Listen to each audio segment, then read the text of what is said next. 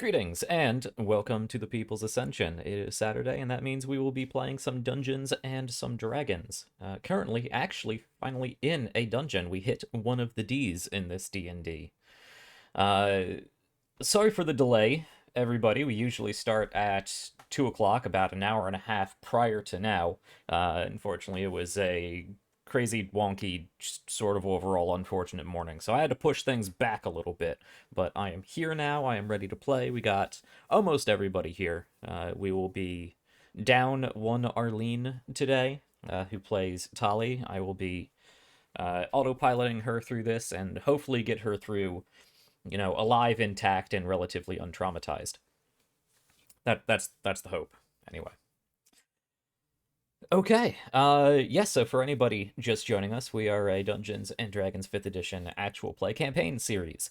And we're quite a ways through, but we are sort of culminating towards the end of this chapter, getting through a dungeon in which an ancient sorceress is entombed, trying to beat another cult here, or at least prevent them, now that it seems they have already been here, from obtaining this corpse and being able to resurrect this ancient sorceress for their own whims. More on that in the recap, and you can go back and watch all of the previous episodes of this story arc on YouTube. They're all up on there. And it's been fun, this story arc. Okay, so let's announcements. I don't think I have anything unusual. No, I do have something unusual. Monday, I will not be doing XCOM. Monday I have something else going on. So we'll tackle XCOM some other time, either Wednesday or the following Monday. We'll see what I feel like doing on Wednesday. Wednesday is always just sort of like a kind of hangout day for me to hang out with the audience and occasionally some of the players here. Talk TTRPG shop, talk about the game past and forward, just kind of hang out with people and chat while I play various video games. Right now I'm bouncing back and forth between XCOM and Darkest Dungeon. Tuesday, I will be over. Actually, I don't know if I will be there this week. It's kind of a maybe this week, actually. But sometimes on Tuesday, I'm over at twitch.tv/Studio Tembo for some Star Trek Adventures tabletop role playing. That's a really fun game. You should go check out that channel. Jeff's a great guy, great DM, great Star Trek content. And I believe he has a YouTube and podcasts in many of the places you can find podcasts. So if you like Star Trek, go check that out. And keep an eye on Twitter and Discord, my Twitter and Discord, as to whether or not we'll be playing this Tuesday. I think that's about all I got for this upcoming week, which is good because I don't want to spend too much time on this intro since we're already starting late. So let's jump into, this game and say hello to all of our players and their characters. We usually start with Taylor up at the top there, but she's currently some sort of Plague Doctor Penguin thing.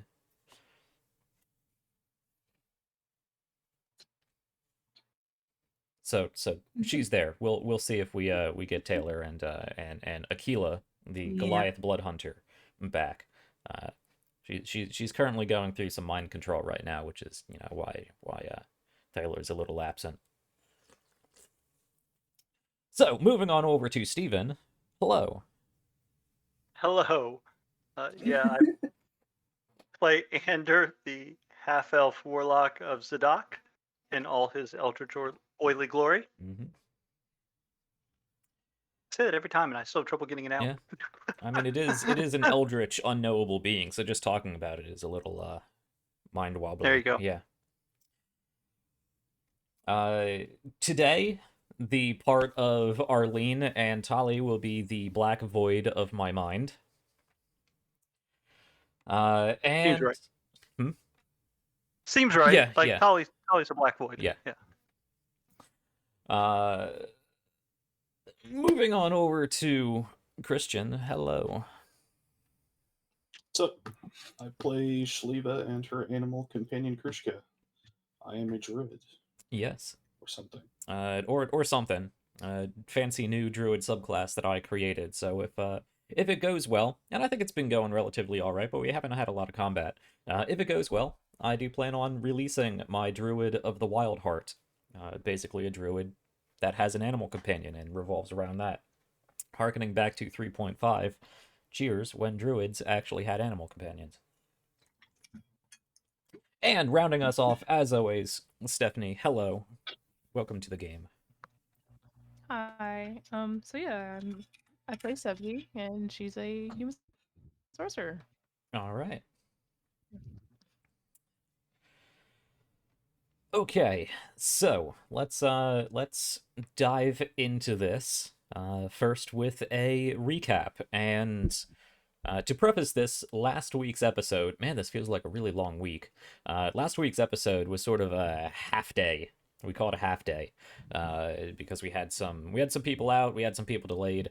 Actually, I think everybody managed to get here last week, but it was still a half day.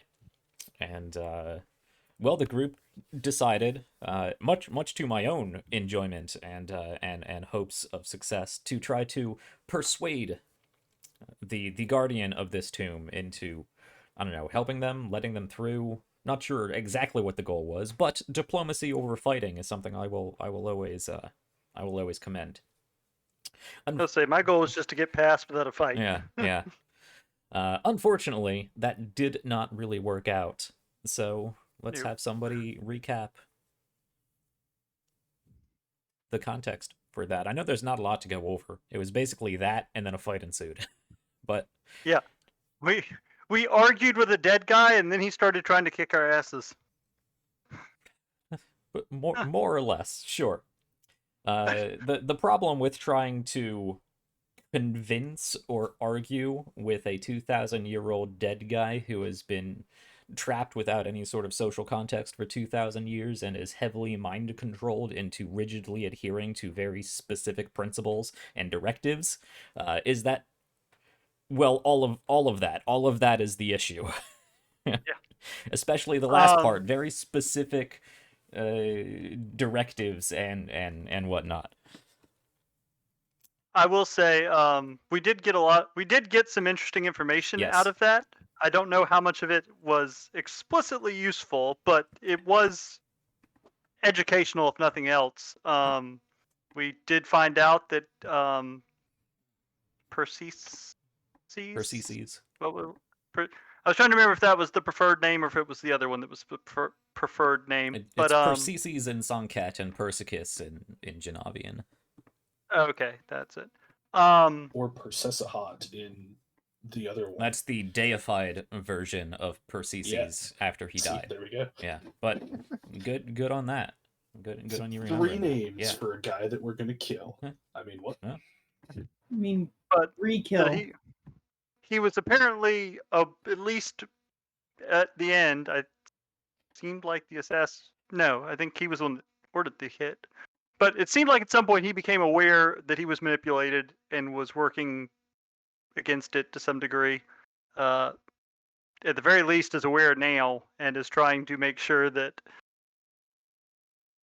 it doesn't happen again to the world. Mm-hmm. That her powers don't make it back out, which is commendable. If slightly troublesome for us. And he was very much not initially aggressive. It was was willing to talk, was willing to even let us stay there and help defend, it seemed like, initially. Unfortunately, I think we know what we're up against, and we don't have eternity to sit here and, well, we have some idea of what we're up against, and we don't have eternity to sit here and hold off the Cult of Worms. I mean, there were certainly possible compromises, but I don't think either. I don't think they were recognized or pursued. Which is fine. Fair. I was making the statement though that he was willing to work with us, kind of, and I don't think from his viewpoint it was unreasonable. Just like I don't think from our viewpoint thinking that wasn't going to work was unreasonable. Yeah. We just unfortunately never found the middle ground, and after Tali tried to dispel a couple things. Yeah, when you start throwing spells around, kind of get people on a little on edge. Yeah, that's fair. Part of me really wanted to stop her, but I know we don't ever let her use Shatter, so I figured I'd let her go nuts with the spell. How bad could it be? Also, I was running out of stuff anyway, and I wasn't willing to trigger that myself, so figured I'd let her move things along in the most Tali way possible. Sure. But yes, after attempting to dispel him and some of the items in the room a few times, he decided he'd had enough of us and speared up, readied up. Mainly just was adamant that if you weren't here to help, there was no reason for you to be here, so you should leave. And Yeah, unfortunately, you're right. He didn't even really attack us. He did not until attack you. Unfortunately, even after that. Akila's very, otherwise reasonable assumption that going back the way you came was going to be super difficult, and to just go out the front door, entering into the temple without permission, sort of sparked an issue at the tension level that it had risen to. Yeah, that's fair. Unfortunately, Aquila was immediately whammied by the statues. Mhm. The devoted. Yes. I think. We don't really know that, but from the initiative counter, which caused her to immediately drop to her knees and start praying to dang it, De Malapajar.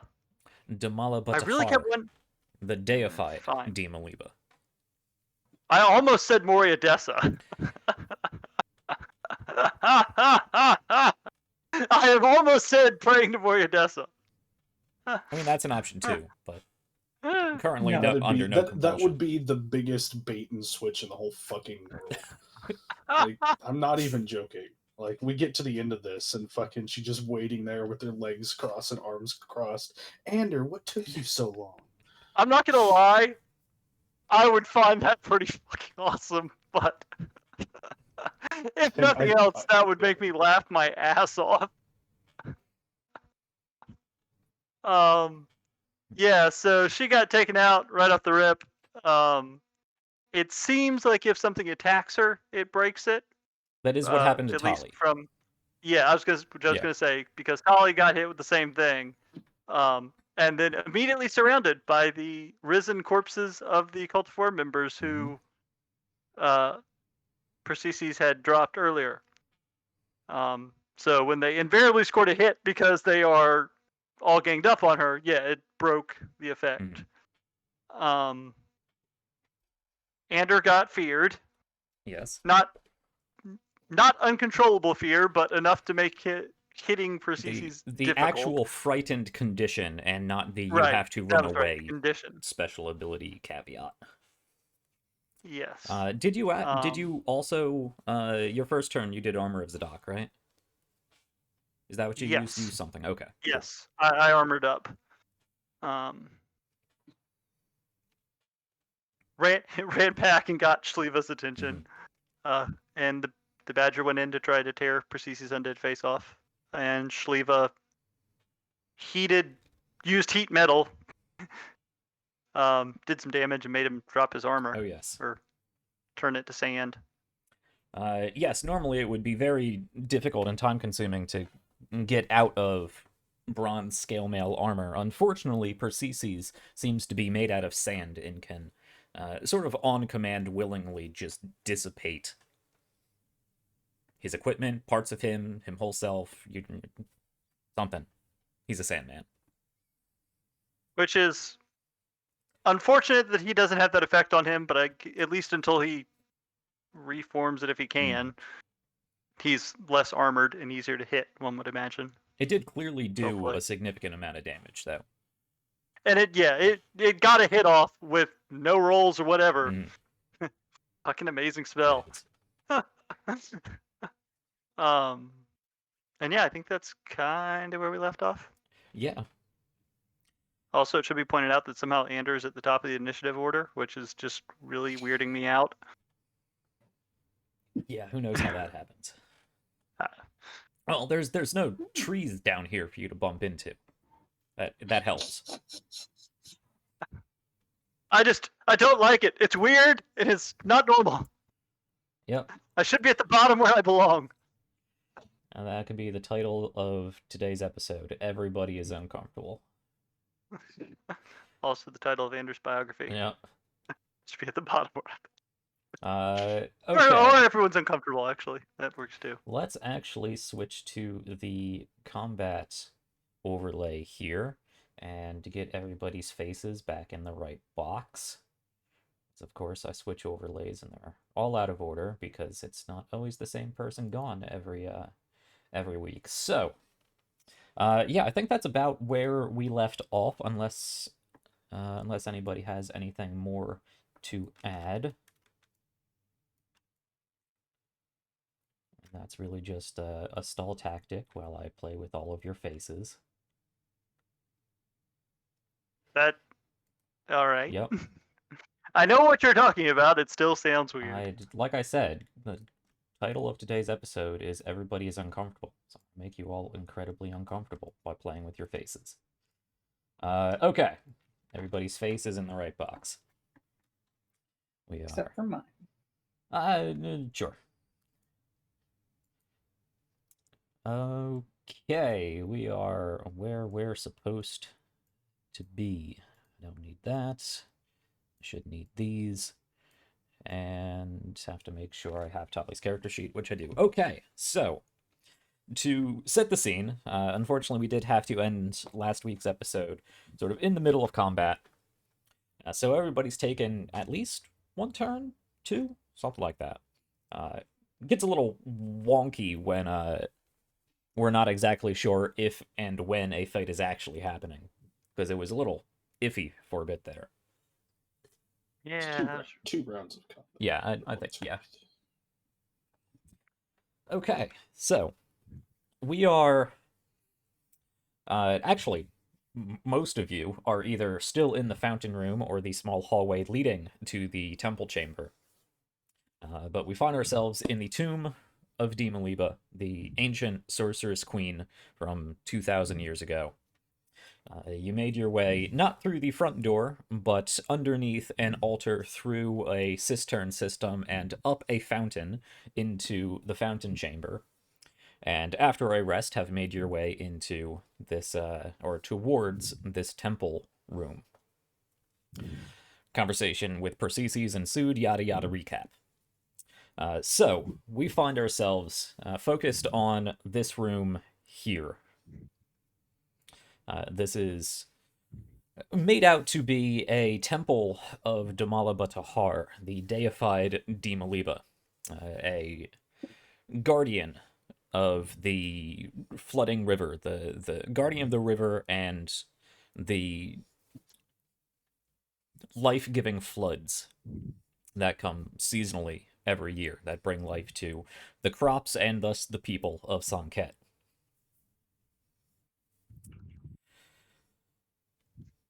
As such, there is an altar up on a raised platform. There is a number of all kinds of various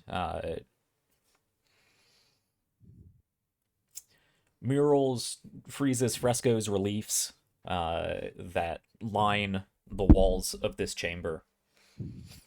Underneath a scattering, uneven layer of sand is a very nice, once polished marble floor. There is rubble littered throughout the sort of main lower area of this room, likely from more of the statues that you are currently facing, and the 3 corpses of the Cult of Worms members that were strewn about the place, previously slain by Persicus and or other denizens of this chamber, have now risen into execants, their bodies heavily dehydrated, heavily desiccated, have been filled and filled in with the sands of this room, seemingly controlled by Persicus, Persices, and had been tasked with, well, stopping you guys. It does seem, however, that they are limited to this room. Perhaps. We'll see.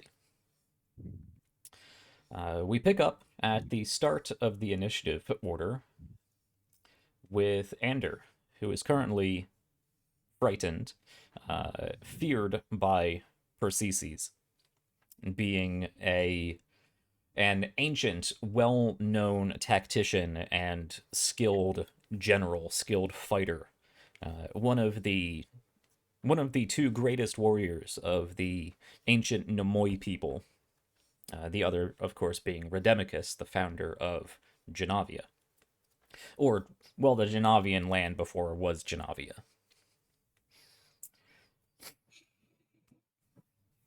So, Ander, you are back in the fountain room, currently feared.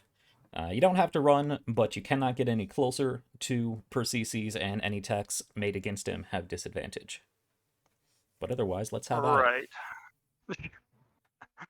Yes, and the amount of spells I have that don't require attack rolls that also don't deal necrotic or cold are limited. Don't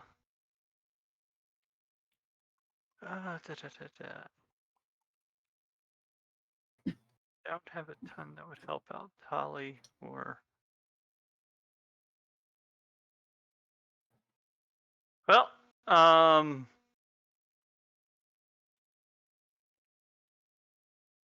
Anders going to pop right on the corner and cast Vicious Mockery at Persices.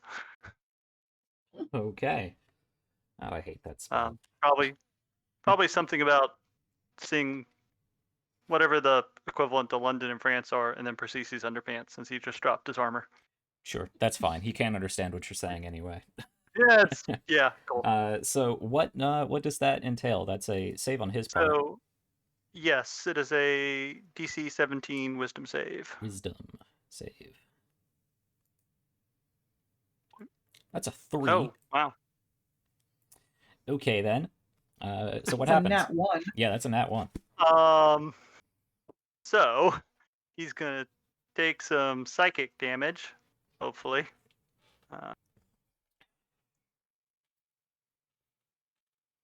5 points of psychic damage. I do not know why that goes 16 instead of 17.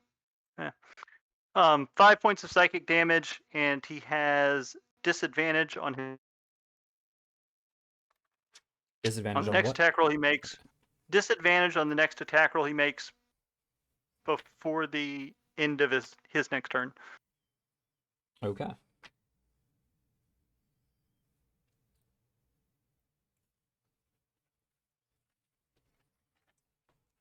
Okay. Let me ask, okay. Does he seem affected by it? Before I duck my butt right back around the corner where I was.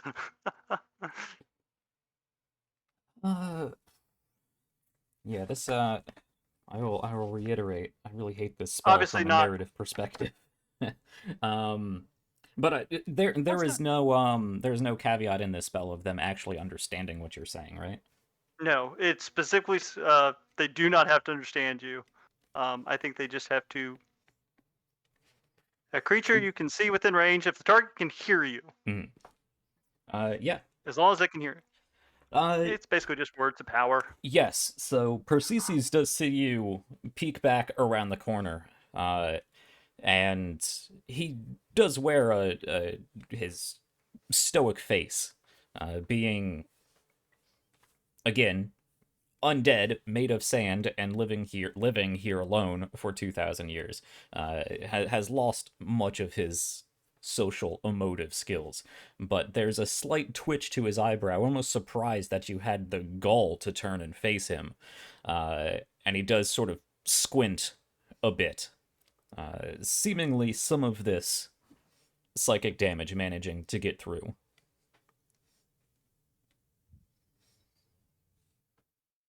Lovely. And like I said, ducking back to where I was, which is why I didn't bother moving my person. And that's going to be it for me. Okay. Also, we can talk about this later, but I think I actually have a great idea to how we can reflavor that spell so you'll like it more. Okay, I'm open.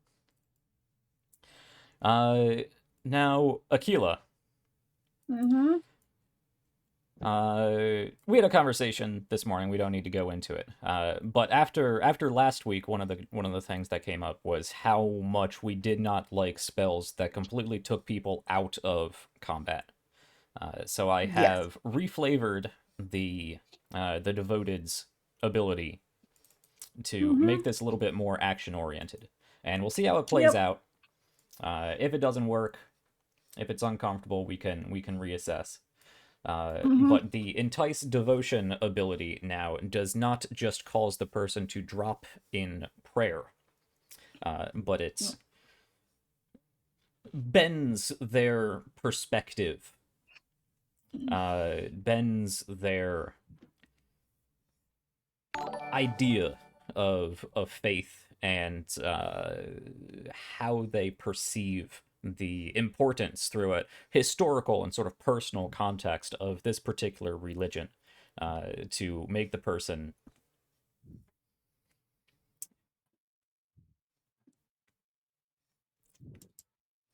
basically want to join the cult.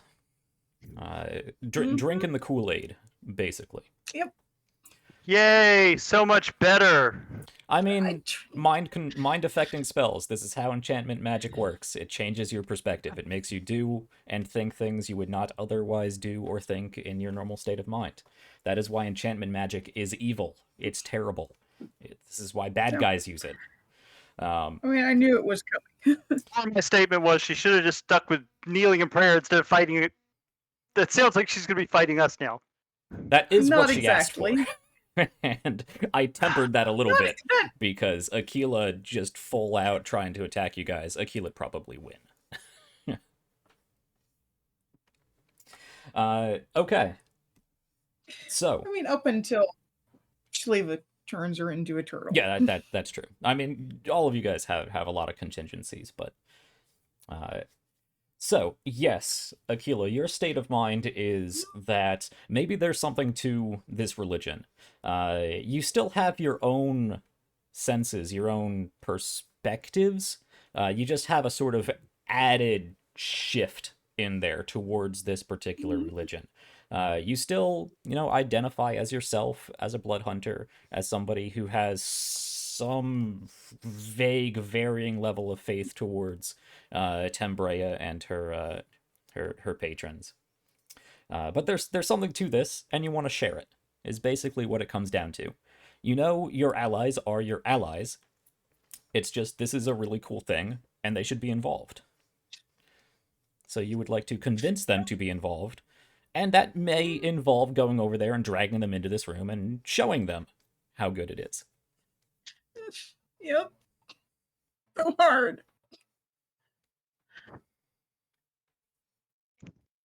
I mean, I'm kind of blocked in here right now, I'll be honest. Yes, you are. So, I'm kind of limited what I can do anyway. I mean, you can also just choose to do nothing. I think right now, I will wait, because Persisahot is in the way. Yes. And he's also a very important figure. Now, I would sort of recommend from a role-playing standpoint, just to try to ease you into this a little bit more. This is pulling on that Sahemi string that you now have embedded in the back of your mind. The fact that you've lived an entire life back through the perspective back 2,000 years ago through somebody who actually lived through the reign of De Malapajar and was actually a part of this cult. So perhaps there's a blending of Sahemi, especially at her peak involvement in this religion, that is sort of being pulled to the forefront of your brain.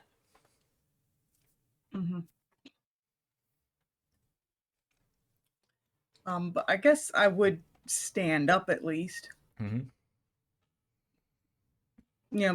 Very non-aggressive stance as I do so.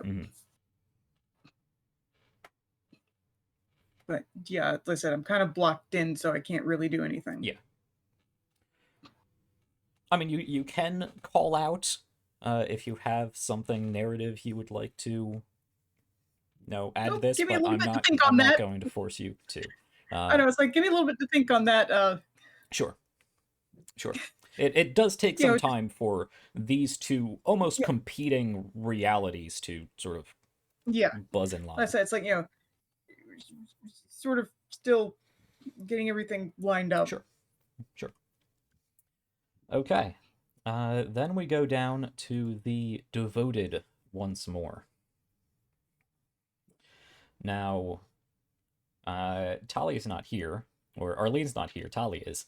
Tali did just break out of her enticement, and is currently surrounded by 3 execants.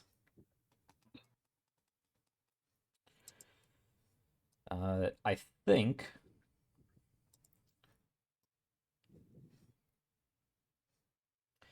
Yeah, all of the devoted one devoted is going to try to entice her again.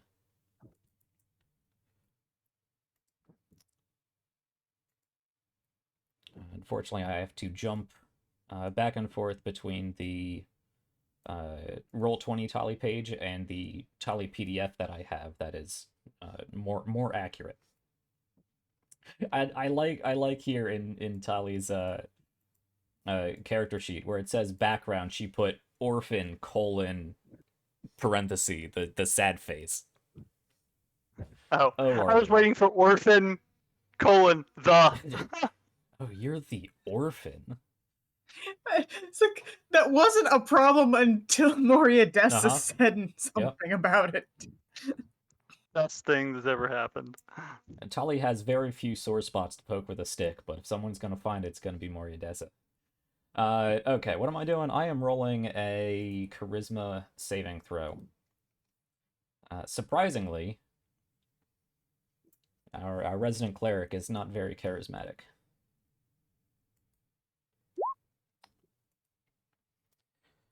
I am all about those ones today. Apparently. Okay. As long as it applies to both sides. Yeah, I mean that is fair. The duality of Roll20 expresses itself. Oh, yeah, that's right. On Thursday's game with Christian, I rolled like 50% natural 20s. It was crazy. It was insane. See, I was afraid you were going to murder us with how poor your luck was in Darkest Dungeon. Yeah, that's true. Yeah. And then Darkest Dungeon came around and apparently that's a conversation for later. Okay.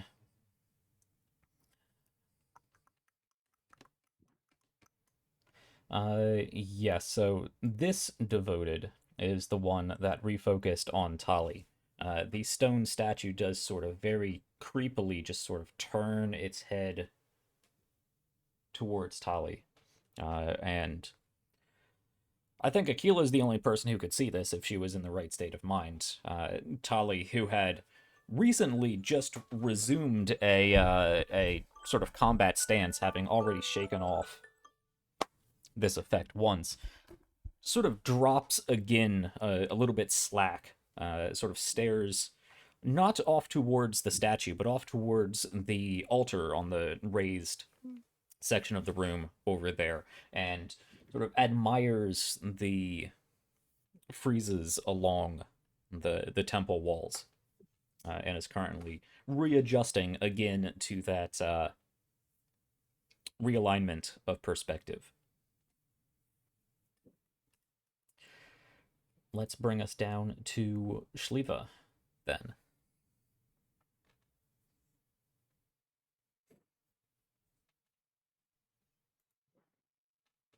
Yes, I realize once again how important a long rest would have been for me.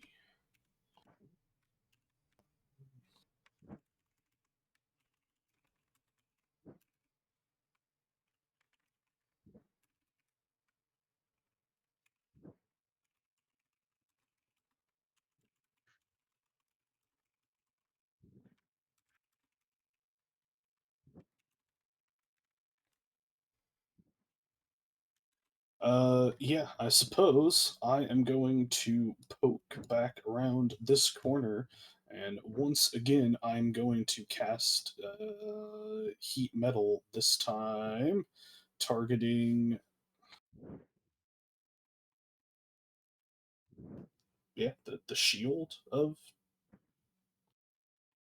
Persicus here, Okay. assuming it is made out of metal. It is definitely made out of metal.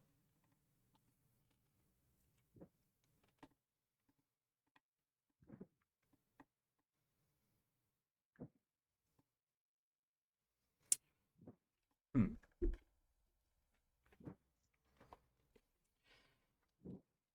Because it's been a week since you used this, remind me again how this works. There's no save, but he can choose to drop, right?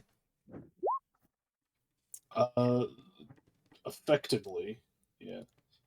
So there's no save. Any creature in physical contact with the object takes fire damage. He automatically takes fire damage and then can choose to drop it. Gotcha.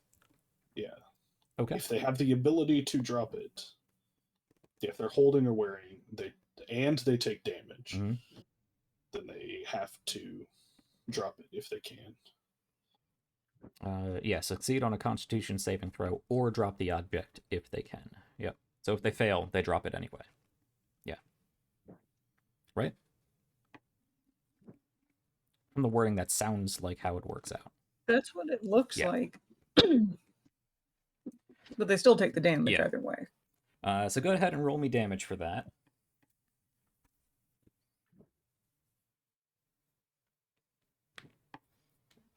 I'm just casting it at second level this time, as Okay. opposed to third level from last time. 10 points of Okay. fire damage. 10 points of fire damage there. Okay. So you can see this bronze shield emblazoned with the morning sun. It shows a sort of sandy, sand-swept horizon, and then a sort of embellished symbol of the morning sun, the dawn. And this bronze round shield, basically a hoplon, starts glowing bright orange as it begins to heat up, and you can see the heat waves rising from the shield.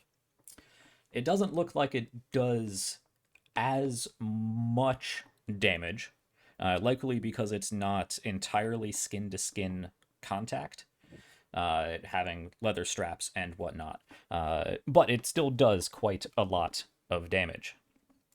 And let me roll that con save, because he actually really does not want to drop his shield, so he's not going to choose to unless he absolutely has to, because he can't stand the heat. Where are you? You're over here. All right.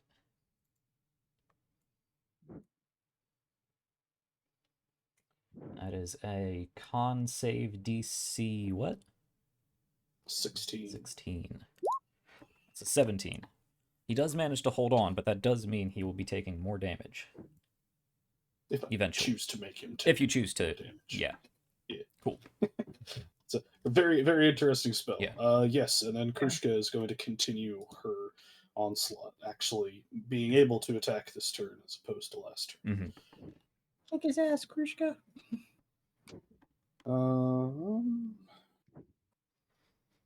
Just have to check the map. Now, something interesting to think of: what happens when you block a natural weapon with a superheated shield? I mean, it's not mechanically written into the spell that it continues. It didn't happen. But, yeah, with a 20, Krushka will connect. The searing pain from the shield does either that or the sheer surprise of it does manage to drop Persic's defenses enough for Krushka to sort of jump up underneath the shield and get a claw in for 12 points of damage. You can see as she does so, where she swipes down with that claw, it is not, of course, blood that spurts out from the chinks and slashes in this ancient armor, but black sand.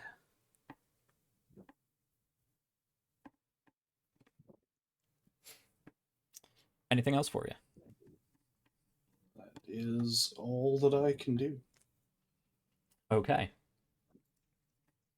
Tali, I already mentioned, is adjusting to her new state of mind.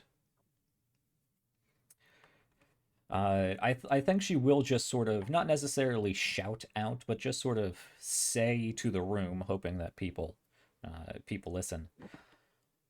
You know, I think there might be something about this. We shouldn't fight. Fighting's bad. I mean, religion is good, right? So we should check this out, right?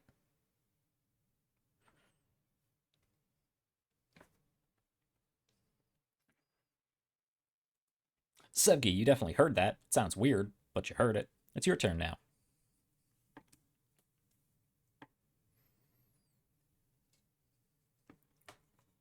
Um. mm,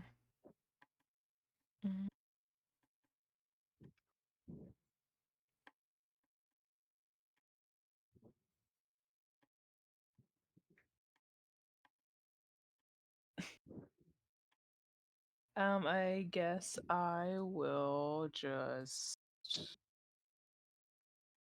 magic missile Persicus, and Sure. that'll be it for right now. That is a safe spell to cast. It will fly directly around Krushka. Go ahead and roll that damage. Guaranteed hit.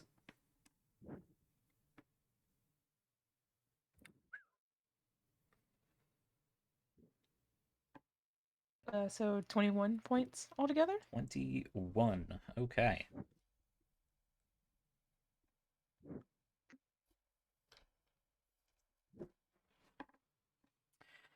Sevgi, once again, you channel electricity into your staff. The desert environment out here, with all the sand, with the heat, with the lack of moisture in the air, you can draw upon the static electricity, focus it into the lightning emblem at the tip of your staff, and shoot out your 5 arcane missiles, which flow over and around Krushka and slam into Persicus.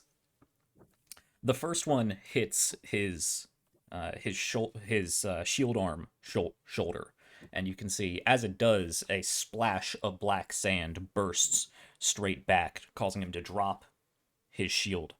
The other 4 of these missiles slam into the chest of Persicus as even more black sand is thrown out from his chest cavity as he almost sort of collapses forward in on himself. The sand that makes up his body now, unable to hold itself together, black, worms its way from this injury, causing the sand that he is made of to not drop into normal sand, but into black sand as Persicus crumbles into sand.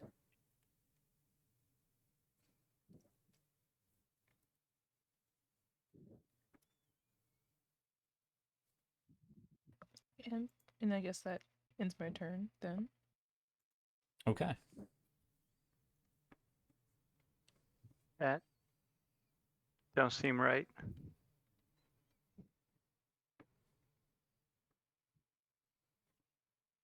Well, that brings us to the Exicans.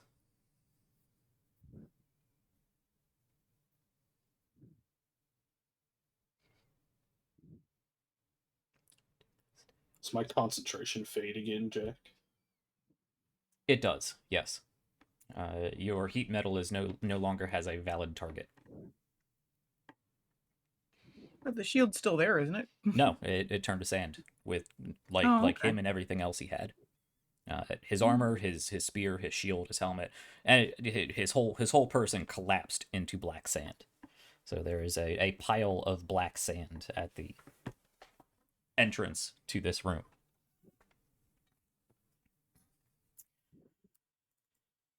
The Exicants now. Let me check something here.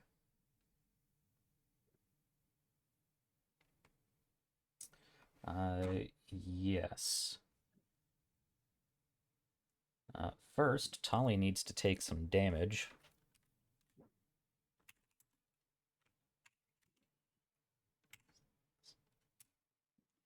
Tali takes 9 damage. Let me compare. And Tali's character sheet on Roll20.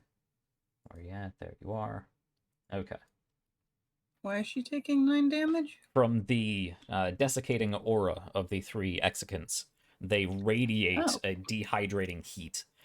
Nothing that... Nobody else has experienced this. Nobody else has gotten close enough, but they radiate a heat. Less so much radiate a heat as they do draw in heat and moisture from their surroundings. So Tali takes 9 damage. I believe she did take a hit. What was she at? Because I'm not sure her character sheet is up to date. Okay, cool. The last hit point total I have for her is 66 out of 80. Yes. That is correct. Awesome.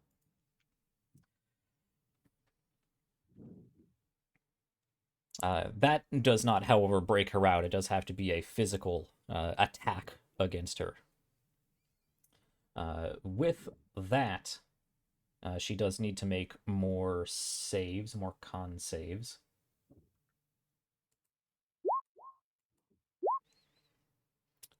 But I believe she is already under the dehydrating effect of this, of the execants, and it doesn't really compound.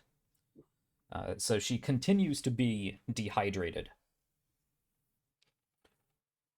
You can see, actually, now she does drop down to her knees, almost panting, really. Just mouth so dry trying to get in any sort of moisture. But with that, I'm going to roll this. Wow. Okay, they all stay up and are going to this one's going to rush in for Krushka. So that's a slam attack on Krushka. 16, I don't believe hits. Nope. Nope. Okay. The other one... Yeah, we're kind of bottlenecked here. Yeah, we're just going to take 2 attacks on Tali. 17. Does a 17 work? No, it doesn't. Neither of which work. They do slam down onto Tali's heavily armored form. And as they do, clearly does not impact the armor hard enough to even really shake Tali. In fact, as they slam down onto her shoulders, a splash of sand actually comes off of their form. And we'll move on. Persicus is no longer around. Ander, you are no longer frightened. The source of your fear is gone. Okie dokie.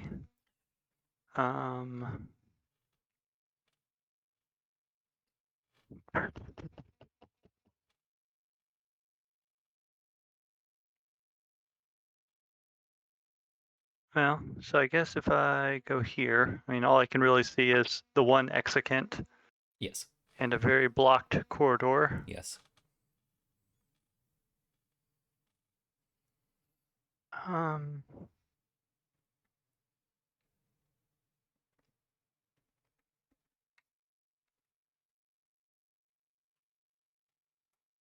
Yeah, suppose until I can get out, get a better angle, I'm going to do the same thing.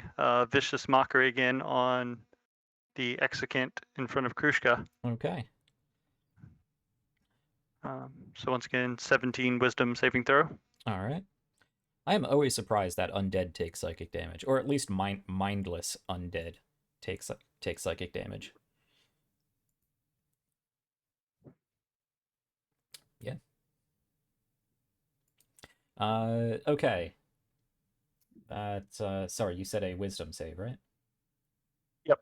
What do we got there? That's gonna be a no. That's a fail. All right. Nice. 8 psychic damage and disadvantage on next attack. Okay. Sann'Kett 3. Let me actually color code these guys, which I do by pressing this button. We'll make that one red, and this one blue, and this one green. Or orange. Sure, orange. Why not? Is that all for you? Yeah, that's, well, I'm gonna move back just so that if Shliva wants to do something, she has a way to do it, Sure. and that's gonna be it. Akila, we are back to you. Yeah, I sent you a question. Ah. And yeah.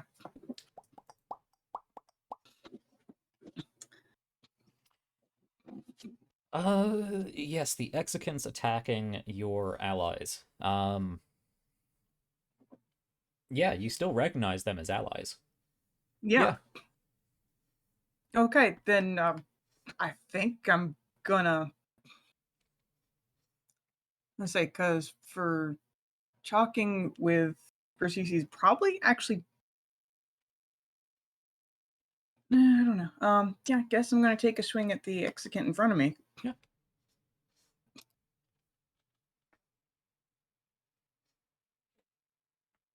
When I find my thing, there it is. Nope. Yeah, you're still a little shaky.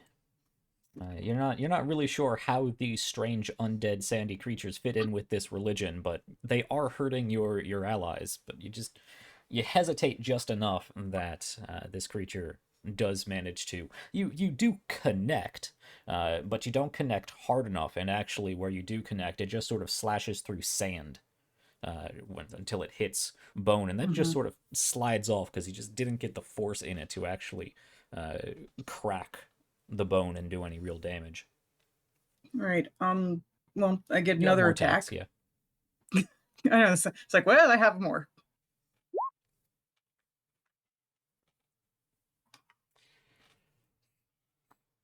Roll20 is all about those ones today. This is There we go. well, there's one. That does connect, finally. It takes you a few times. I was gonna say, if I rolled another one, I was pulling out my actual dice. Yeah. I think that if you roll 3 ones in a row, you have that. That's fair to do.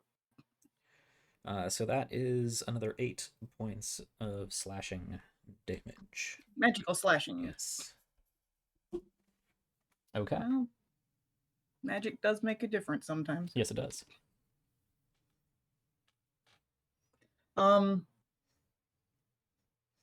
Yeah, but at the same time, it's like, yeah, you guys should come in here and check this out. I think there really might be something to this.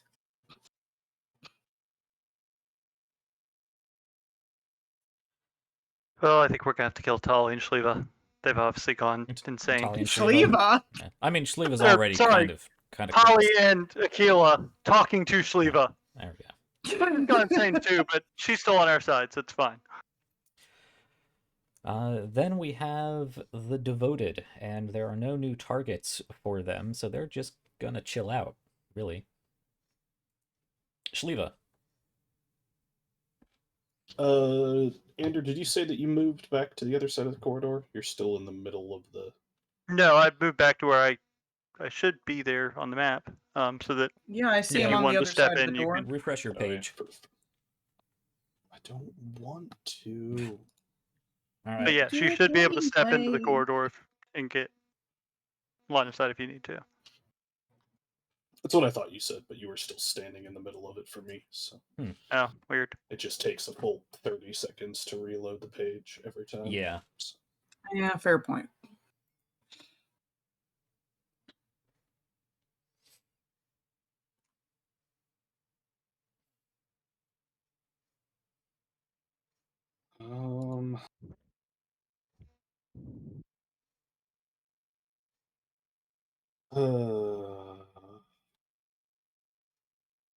So much stuff I wish I had access to, which I simply do not. Hmm.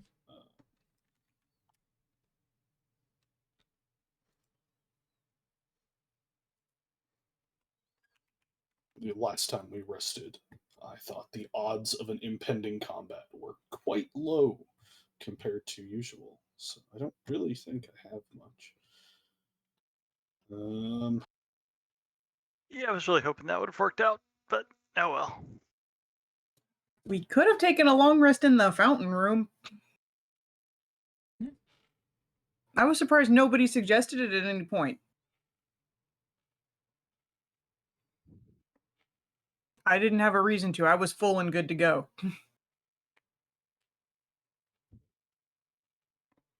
That's what she said. That sounds more like something he would say.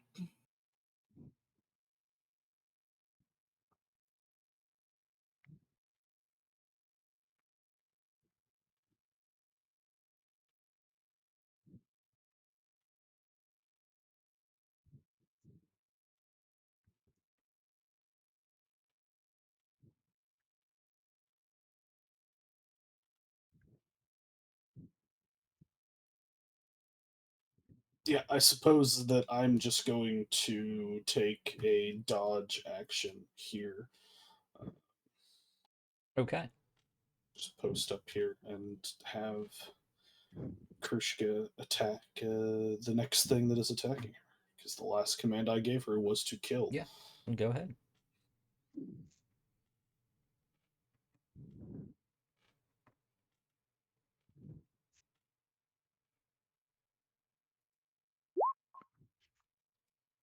That's definitely going to connect. 11 more slashing damage on execant number red.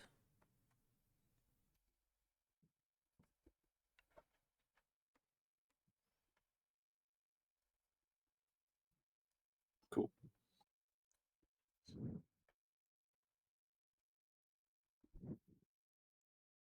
Okay.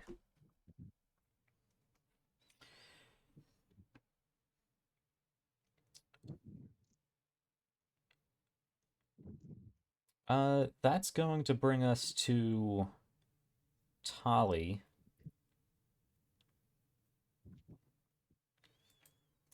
Who is going to move over here and is going to try to grapple this execant. I need to roll some opposed athletics checks. And Tali.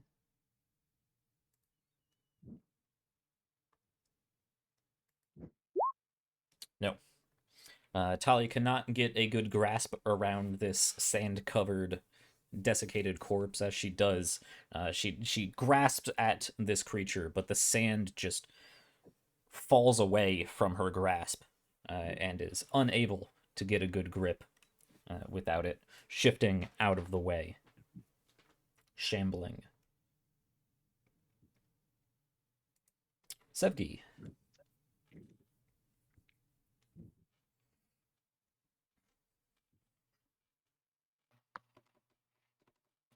I guess I'll my spell slots just so I can be sure.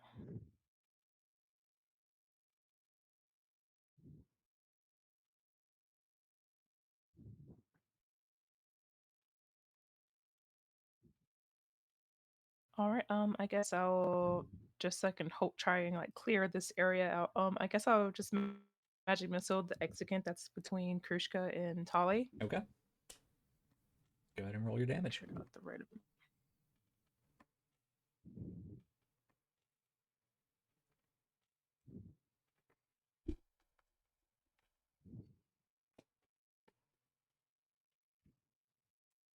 So 14 altogether.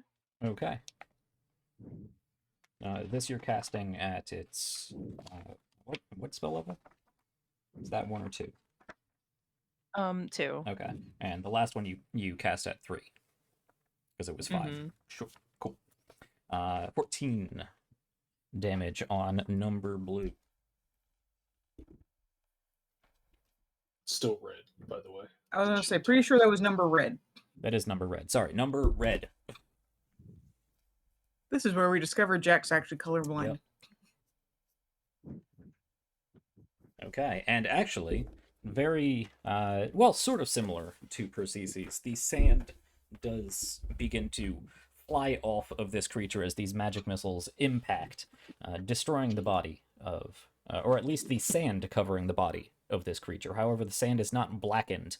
Normal sand is thrown off from this desiccated corpse as it once again, unanimated, mostly bone and skin and hair, crumple to the ground.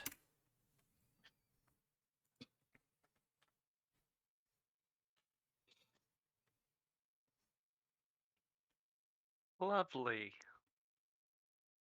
Anything else? I mean, it was a person. It was a body just a little bit ago, so. All right. The Execants.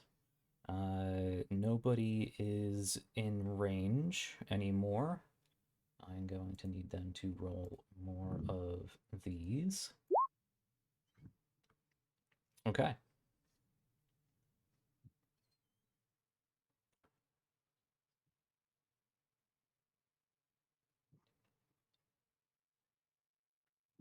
Yeah, they're okay. They're good to go. It is going to. Yeah, these guys are mindless undead. It doesn't help draw you into the room, but they go for the nearest creatures possible. Continue to bottle up this area Yeah. because How are we supposed to convince people to come in the room when you keep blocking it? I know. Why do I ever suspect that you guys will actually fight on the battle maps I make for you? Technically, this is on the map. It's not on the right portion of the map. Okay, one attack on Tali. That is, of course, not going to hit. And one attack on Krushka. Also a miss. Okay. Super eventful fight here, guys. So much going on. That's what it is. Yeah, Ander, go ahead.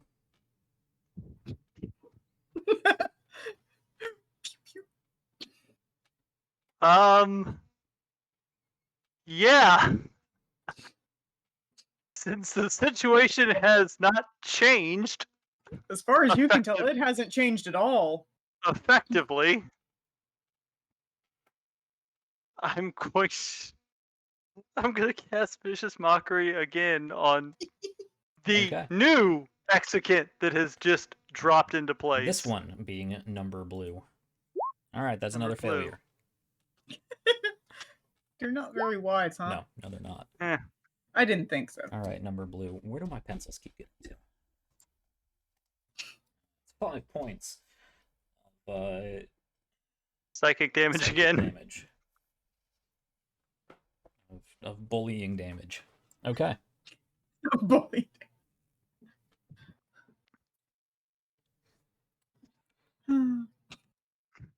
Aquila. Well, there's a new thing attacking my companion, so I mean it may it's up to you, and actually I think it is more Aquila to just destroy the thing in the way, whereas I think it is more Tali to just try to get the thing out of the way. But it's up to you whether you would like to grapple and try to remove or just bash at it. I'm fine with either. It's been throwing blows. Yeah. I want to get rid of it. Yeah, go ahead.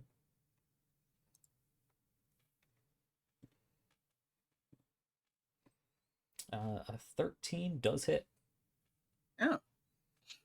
Okay. And again, that probably does not. And 11 does hit. Oh. Well, that definitely hits. Okay. What is that? 15, 22. 22 on number blue. This one, likewise, 3 good slashes. You pierce through the sand, sending more splashing down into the other uneven piles of sand, sundering through, cracking the bones of this creature, this once human cultist member. And this one, likewise, crumples to the ground, ribcage, spine, hip shattered by your blows.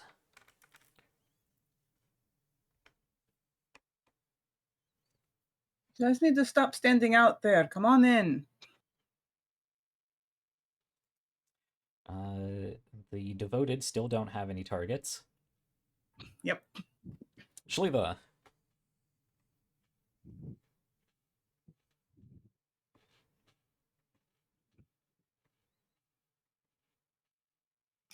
Shouldn't we be leaving, or at least doing what we came here to do in the first place?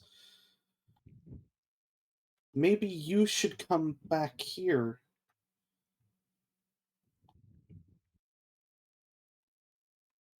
And I'm gonna take the dodge action again this turn. Yep. And Krushka is going to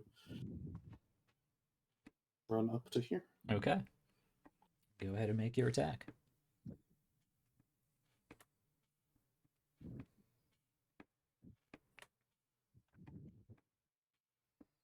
I keep forgetting to use their dehydrating aura. Bam! All right.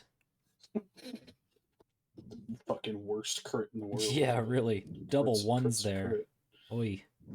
Triple ones. Triple ones. Oh, yeah, look at that. It's the downside of a D4. That's nasty. But what is that? 13 points of slashing damage on number orange. All right.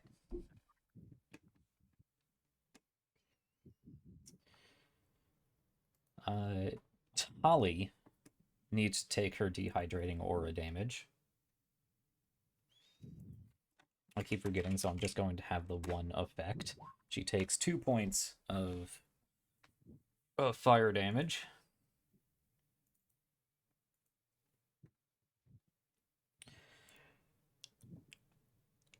And is, you know what?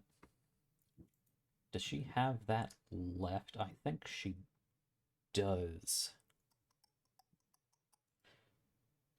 I need to look at the PDF. No, I need to look at the Discord message. What does she have left?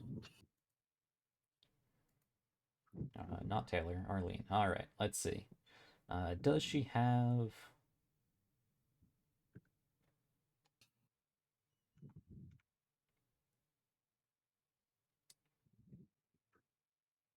I like being in suspense over who she is and whatnot and so forth. You talking about Wrath of the Storm? I am talking about their cleric ability to do cleric things. All right. Like turn undead, and if she has. Oh, she got that back after a short rest, I think didn't she does actually. Or is it a long rest? I'm double checking now. She does, in fact, have both uses of her channel divinity. Okay. Yeah, because we rested after she used it. Yeah, and they are short rest. Cool. We're going to do that then.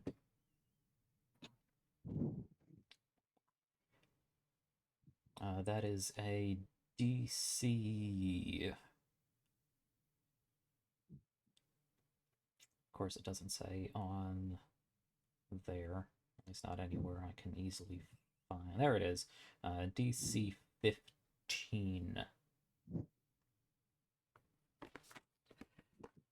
What is it? A con save? A wisdom save? Wisdom saving throw. Wisdom save. Mhm. I have not played a lot of clerics. We couldn't tell. These No, really, because I wouldn't executes. remember it either.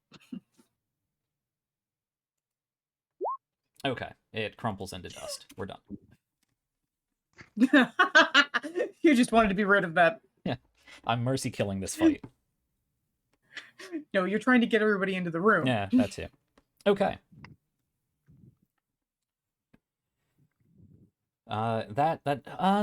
It's all clear now.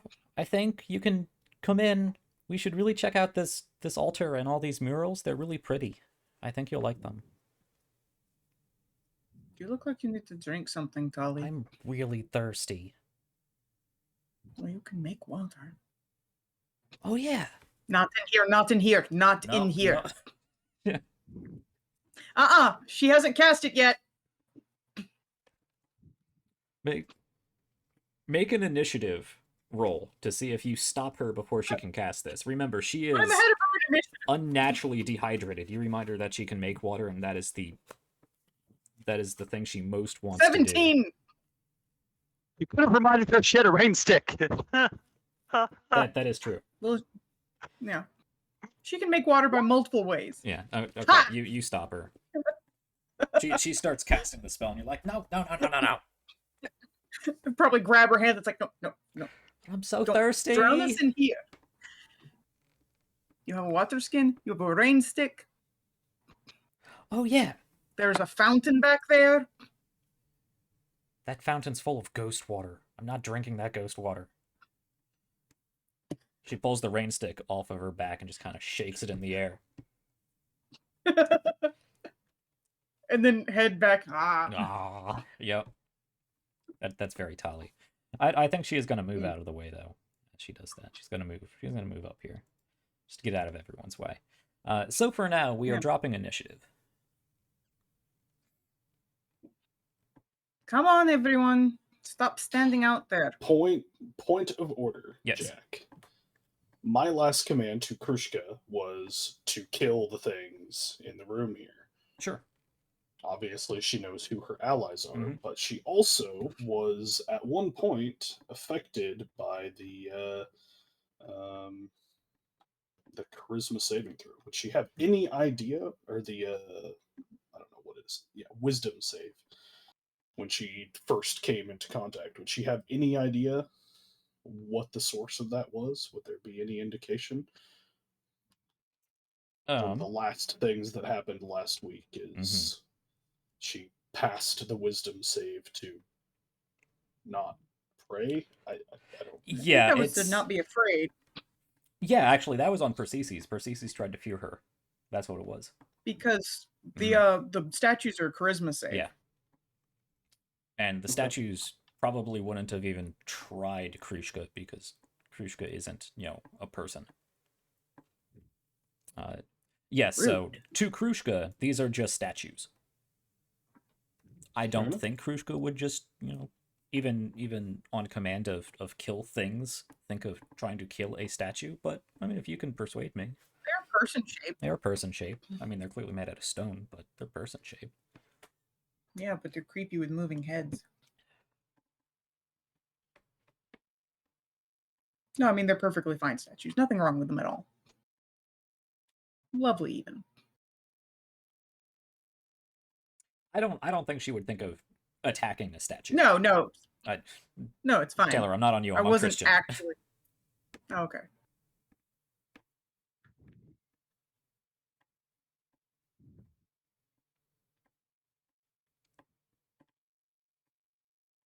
Is that a blank stare of approval or a blank stare of defeat? You answered my question. Okay. Continuing on. Yeah, it's really pretty in here. There's a lot of good paintings and stuff. So there's an altar. I like altars. Altars are usually good things.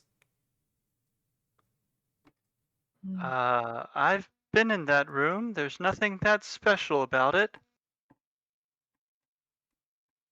I think you need to come and look again. Look at these statues. Akila's actually going to move a bit forward too. Did you two happen to hear whispering? I don't know what you're talking about.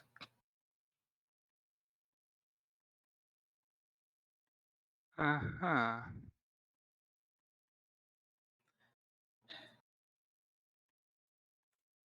You can't hang out in that room forever.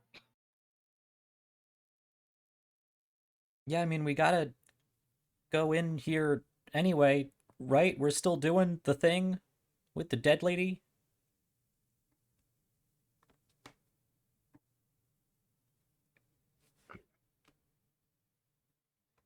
First of all, real quick, if I cast Detect Magic and look at the pile of sand where Persicus was, yes, the pile of black sand is emanating a necromantic aura. and still looks fairly strong, not just like remnants. Since Right. okay, that's probably not good. Probably.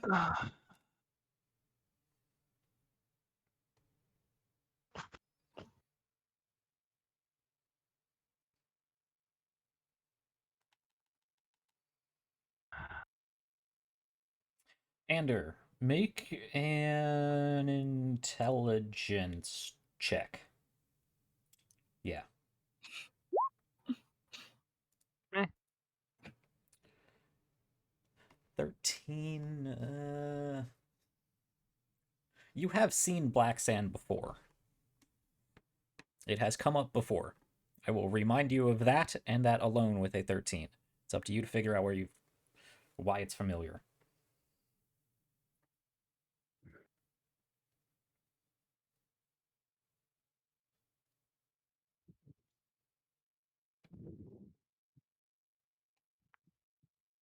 Not that I think you have a lot of information on it. You just know you've seen it before, and you have to think about the context, and maybe you can draw conclusions on that. Or maybe not. You're not sure. Damn it, OneNote. That's not helpful. I searched for black sand in my notes and I got blacksmith. Which I should have realized, considering it's from 2019, was not relevant. Oh, yes. You 2019. can see pre-plague days. that the area just around this black sand seems to be cast in unnatural shadow. It just seems darker just around the sand. Gotcha.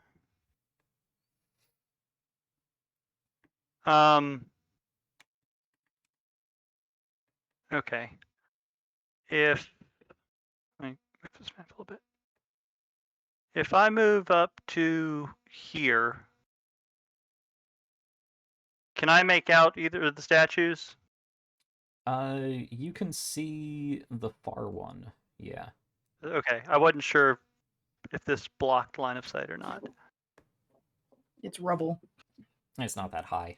You can see it. Okay, Yeah. I figured it wasn't, but I wanted to check. And actually, Krushka should take some damage. Man, I'm still not all there. I am missing so many things. Krushka needs to take... And this might change what you just did. Not that Shliva is really in a position to notice. Krushka takes 3 points of necrotic damage from running through the black sand to go attack the execant that you attacked last turn. It would then cause more damage to run back through the black sand to head back.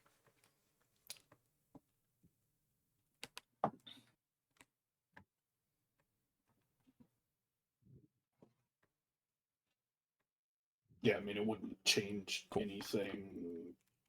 Yeah. Another 2 points of necrotic damage. Krushka gets back, and you can see there's this sort of the veins on her feet are a little dark and swollen.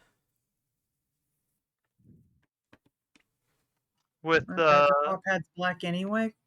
I mean, pads, yeah, but the veins on the top of her feet. Her furry feet.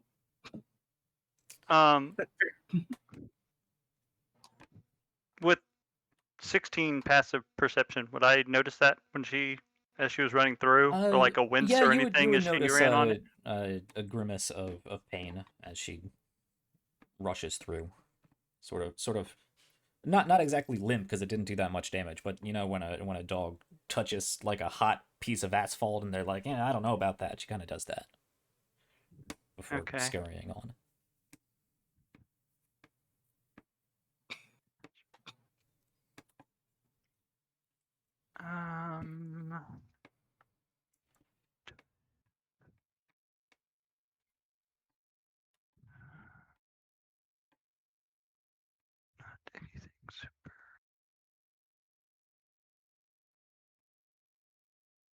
Well, from where I am, don't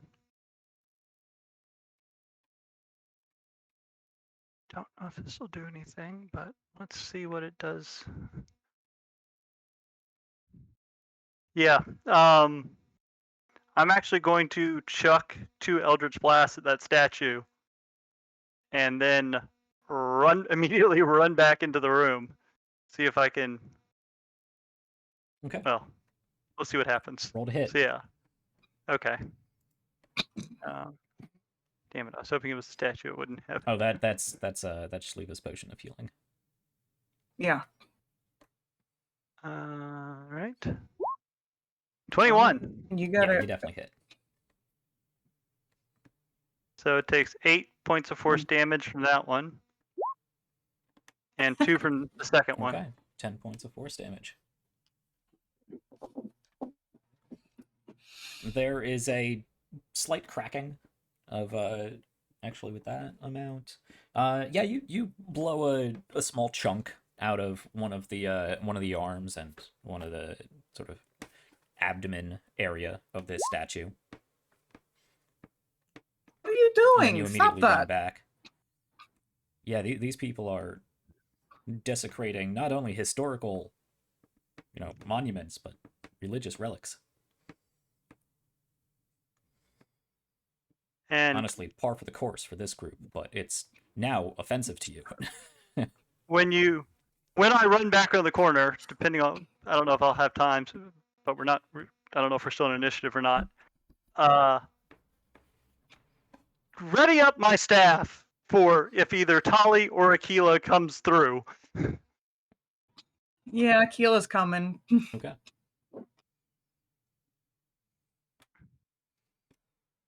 Does Aquila run down the hallway, or do you kind of tromp down? Are we going combat speed or narrative intimidate speed? Narrative intimidate Okay. speed. You hear the heavy footsteps of your Goliath companion. I'll be fair, Keela's relatively light on her feet. That's true. When you want to be, if you want to be. It's up to you. You hear Aquila coming. She's not stealthing, Yeah. So. Yeah. You can definitely tell Aquila's footsteps from Tali's footsteps. If only by the jingling of Tali's armor. Actually, Tali's wearing wood now. The clacking of Tali's armor. I was gonna say, and Aquila wears metal anyway. Yeah. Anyway. Aquila's coming to get you. Yep. Yeah, that was kind of the plan. I figured, but gonna push past Zevgi. Not rudely, just get by. Like, what was that about? And when she walks through, I'm gonna try to smack her. Okay. Make an attack roll. Yeah, this is the part I'm less.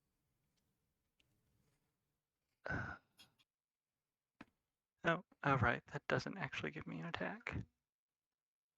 I'm doing this with the staff, but I'm rolling the dagger just because that has an attack roll built in. Sure. And I really am not trying to actually do that much damage anyway, so. You're not going to. Oh yeah, 15. Yeah, 15 does not You work. did that. Damn. What the hell was that about? Do you still That like was the reacting statues? to. Mhm. No, the second one was reacting to you hitting her. Mhm. Right. Her armor mostly, but Do you still think we should go in the room? yes, of course. Damn it. Go ahead. Be honest. I'm okay with either answer. Would Aquila hit back? Like, Ander just clearly tried to wallop you. And this is Ander. I think I always over-exaggerate the tense relationship between you two. But, honestly, I'm okay either way. Would you swing back at Ander? I'm not saying you have to draw your scimitars, but you can punch him in the face if you want. No, but only because it didn't actually hurt. Okay. Continue. If it hurt, then yes. Yeah. Yeah, she is going to try and grab him at that point. Okay. Contested, this is a grapple, so Aquila rolls in athletics, and Andrew, you can roll either a athletics or acrobatics. Hope I roll low. 1 second. I did not. Let me take off my gloves so the bonus isn't getting put on. Mm.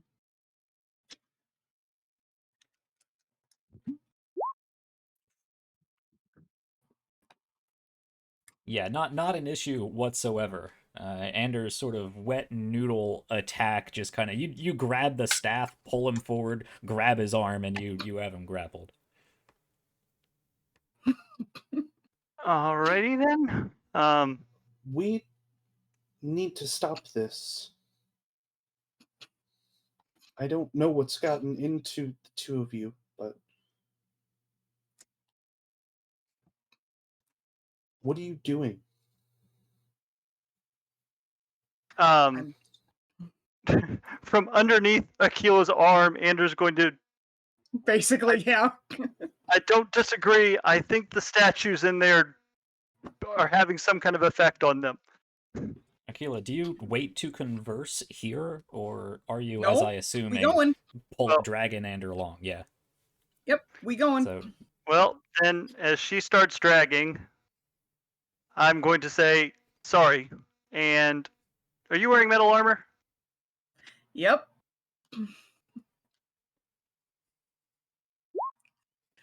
Does a 28 hit? Oh yeah. okay. Really hoping this breaks it. Stone's endurance. Okay. Roll your stone's endurance. I think it's possible for you to negate it all. No, it's like I only took off 8. Yeah. Because it's a D12 plus my con modifier. Yeah. So it was possible to absorb the entire 12 and not actually go through. Yep. But yes, Ander, you say sorry, grab onto a metal part of Aquila's armor, and send a wave of electricity through Aquila, and it's basically like a real quick low level ECT. You're shocked out of this mind effect. However, you did still take 6 points of damage. Yeah. No, I negated 8, so I only took 4. 4, sure. Yeah. Gotcha. Yeah, still punching Sure. him though. Makes sense. Takes That a little one time to is readjust, and Well, don't also I wanna was gonna do say that one is honestly almost reflexive. That's going to be a mistake. Yep. okay. Ander, you Take take 25. I forgot about your armor, yeah. So 5 points of damage for me. Yep. And So I would like to point out, I know that you guys are having your narrative fight here, but pretty much the moment that Anders says sorry, zaps Aquila, and there's the retaliation. Pretty much since Aquila came down the hallway, and the fight broke out, Shliva has been holding on to the breastplate armor of Krushka, as Krushka has been growling at the combat that has ensued between these two. There is a deep, devilish voice that comes from Shliva's mouth, and all of a sudden, everybody over in this corridor is enveloped in pitch blackness, as I am using my Infernal Legacy to cast darkness. Okay. Centered on the entryway to this hallway. So here. Okay. You know what? Aquila, go ahead and roll that punch one more time, because you would have disadvantage. I'm gonna slip that in just before your retaliation attack. Since we're kind of in initiative, but I'm not gonna worry about initiative rolls. I think it's just more interesting that she gets that off. Fine. well, she did say as soon as I said sorry. Yeah. That's true.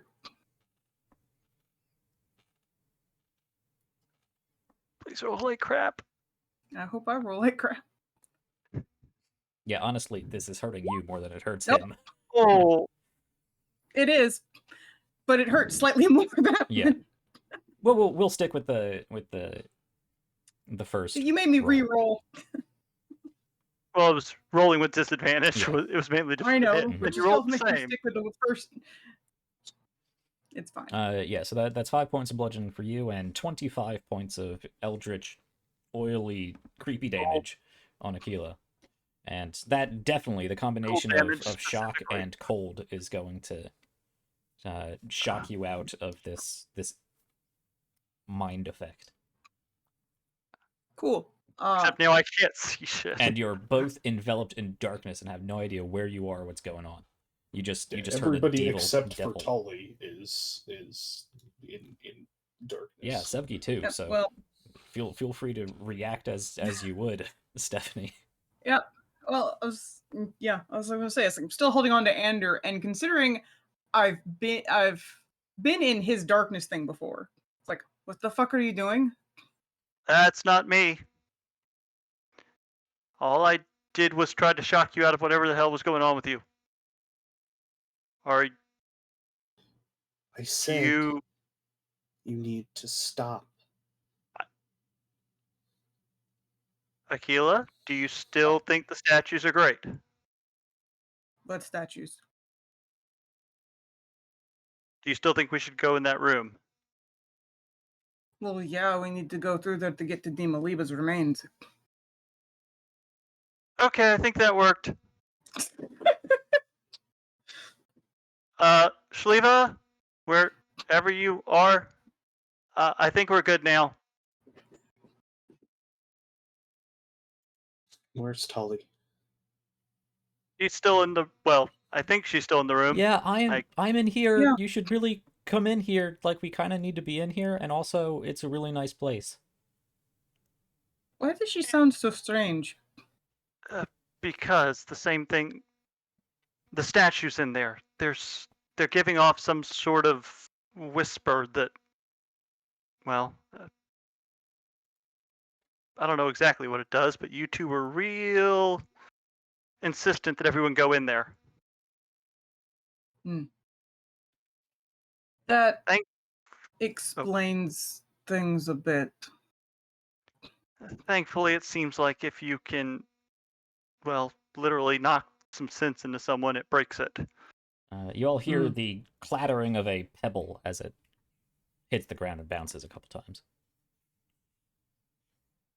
Shliva, can you please drop the darkness? I promise we're not fighting We're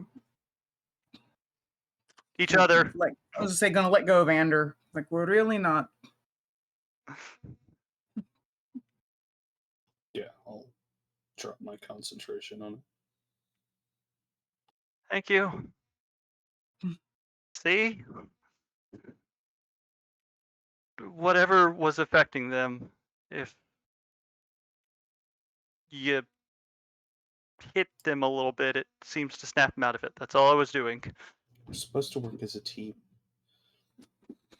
Yes, which is hard to do when part of the team is worshiping the person we came to deal with. Sally's gonna make her way up to Sevgi. Sevgi, Tempest Twin, come check this out! And she's gonna try to grapple you.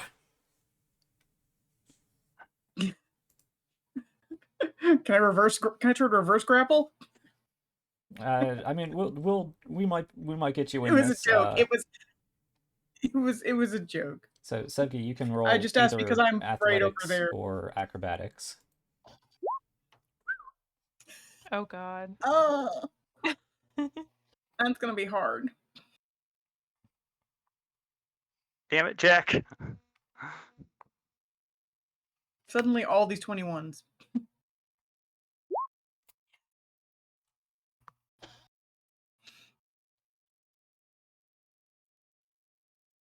Yeah, so Tali comes up and grabs onto your arm and just kind of drags you 5 feet forward. Like, Sevgi, it's really cool stuff in here.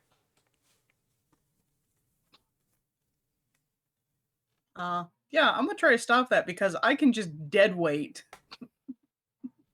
And Tali can't drag me forward. I just imagine Aquila grabs onto one arm and Tali grabs onto the other arm, and we're just like pulling if I'm honest, Sevgi, like Akila's probably more inclined to just grab Sevgi around the waist and be like, nope.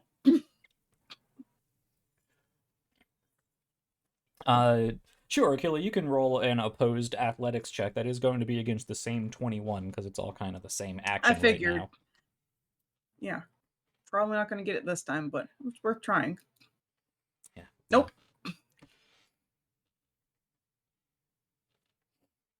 Yeah, you reach forward to Sevgi and manage to just kind of get a clump of her clothes. But Tali is stronger than you really give her credit for, and just She has a higher strength score than Akila. Yeah. I'm just technically stronger by merit of proficiency in athletics and being able to lift a lot more. So we're not coming to blows, but there is still I don't know if you would even call this combat. Tali's just really enthusiastic that she shares this experience with her Tempest twin. But this is all happening super fast. So you guys feel free to react. Yeah. Yeah, I'm trying to.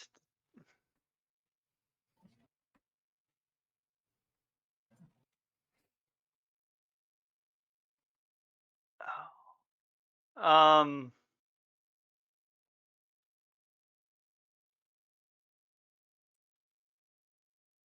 Hoping this will also do it. I'm gonna look at Shaliva real quick and go, I'm not fighting, I'm just trying to break her out too. And then look at Tali and I'm casting Vicious Mockery, but shout something about her being the orphan. Okay. Oh, that's going to hurt her feelings. That's the No, point. but I need 17 wisdom save. Wisdom save against a cleric. She's a cleric. All right. Thank you. Yes, Sevgi. Tali drops your arm and just sort of grabs her head. Stop calling me that. I mean, I am, but what are we doing? And then grabbing her and pulling her into the room with us real quick while she's kind of disoriented. No, don't go back in there. Don't go back in there. Yeah, I'll let you pull everybody back into the fountain room if that's where you want to be. Okay. Does everyone now no longer want to try and pull people into the weird mind-affecting room? Not anytime soon, no. Okay, good. But we've got to be able to get in there at some point. I'm aware. Also, make sure you step over the pile of dead Persicus. It seems to still be active. Yeah, Tali went through that. Both of them went through that. Would that have snapped them out of it or no? No. Okay. Oh. Well, I can try and just get rid of the one statue the same way I, got you in here. But I think I'd have to walk in to get, well, no, I guess if I got all the way to the very end of the hallway, I could just slowly demolish them both. Sounds good. So we think the statues are what was causing whatever that was? I'm putting together some evidence. They were giving off a magical aura when I was checking earlier. And as soon as I crossed the threshold of the room, I started hearing the whispers. Besides, it's not like we're strangers to desecrating. Desecrating. Oh, I don't That's think true. I know what either of those words mean. don't worry. It's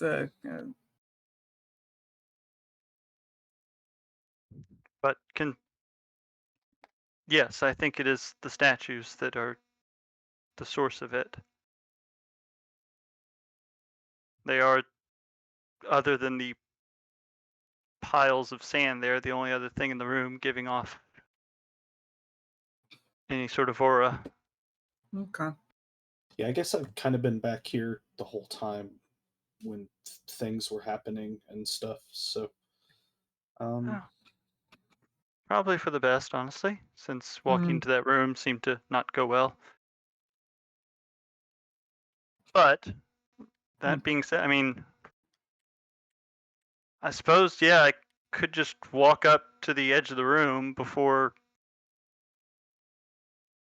remembering where I was before I started hearing those whispers and just Eldritch blast the statues into rubble and hope that fixes it. Okay. Go ahead and roll initiative for me. Okie dokie. Just you for now. To see how all of this plays out. All right. Wow. Yeah. So you move up there, sort of test the boundaries a little bit, make sure you're not getting into whisper range, and I assume just start chucking eldritch blasts at the far statue. Yes. You get a few of these off. You get your surprise round, and then your turn.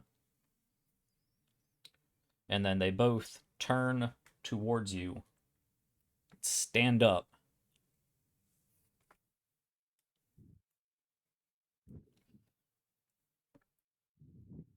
This one. That wasn't me. If you meant to move that. Oh. That was Yeah. Tali. I see green and just think Ander. Fair. Well, now Tali's standing on top of me. Make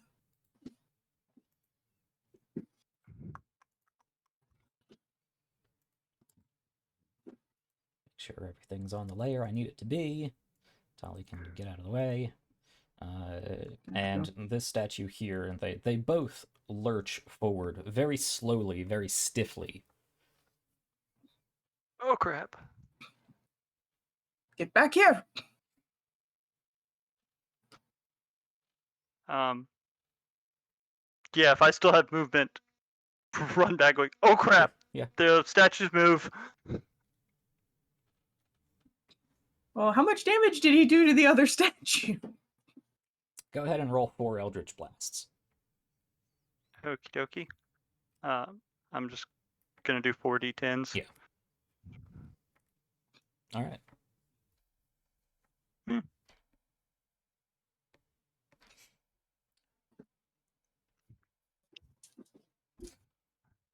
Yeah, the far one has entirely lost one of its arms and has a deep crack down its chest.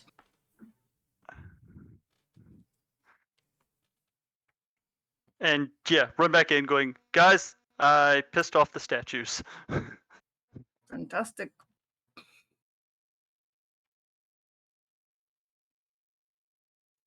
They continue to lurch forward.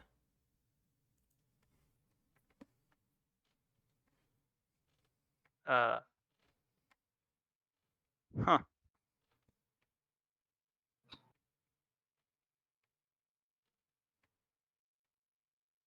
They're not coming in? Or trying to? No.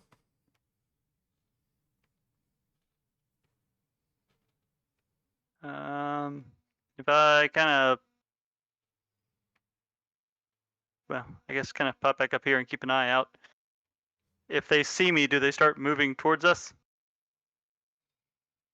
This one has already made it to that corner. You cannot get line of sight on it unless you enter the room, or at least look into the room. This one you can see is approaching to probably do the same thing, flank the other side of the hallway.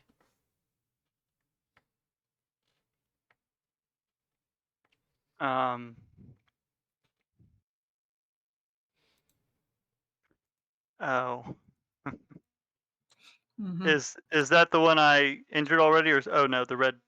Which one did I hit? Blue is the one that you've injured. Number blue is pretty hurt. The one that you disarmed.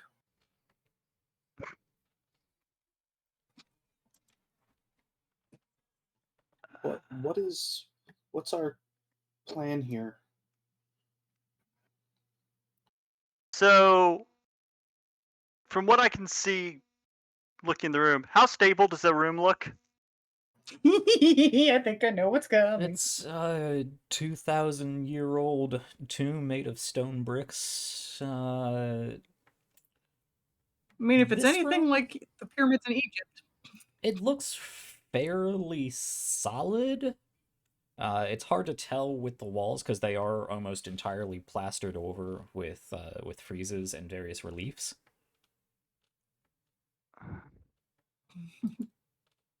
The hallway here is probably the least decorated area that you've been in as far as this tomb so far, and it's definitely seen some wear, but they are large stones. It really depends on what you're trying to do, but I'm sure if you really made a concerted effort to break, remove, otherwise destroy parts of the stone, you could.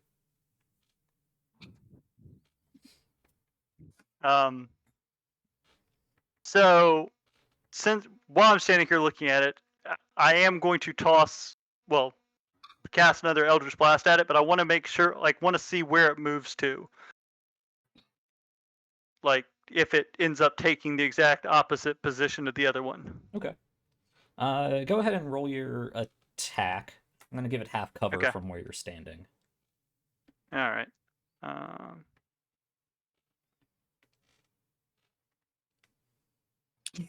Okay. First one. Jesus Christ! They, Wow. They both hit. You've never rolled so well on Eldritch Blasts. It's because it's not in combat. Sort. Okay. Yes, it continues to lurch forward with two heavy stomps, and then you hear the crumbling of stone. Okay.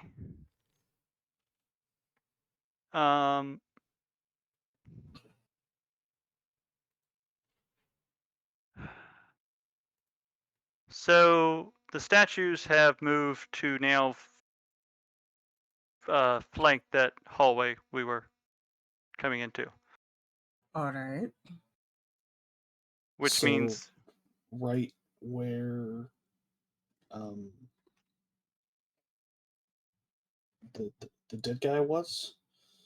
On either side of him. yes, but more specifically, it means we'd have to go into the room to deal with them, unless, and I'll look at Tali. Hey, Tali, do you know that spell you really like? Are you sure Shatter's a good idea? No, but in theory, it should be very effective on them. We do Yeah, have but to they get are that made of the same stuff as the walls, so if it breaks them, it might break the walls. I mean, I could try. What's the worst that could happen? We could die. Oh.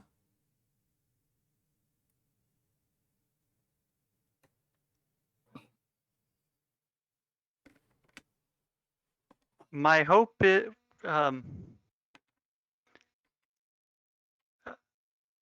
my hope is if you place the epicenter of it right, we can catch them without too much of the walls and supporting structures being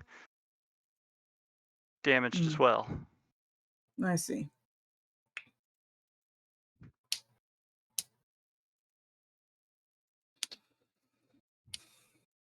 You say it in a more straightforward metagamey way. If she sticks it, hopefully, kind of in the center, or I don't know what the diameter of that is, right, or the radius is, but try to just catch them in it without too much of the walls and stuff. Sure.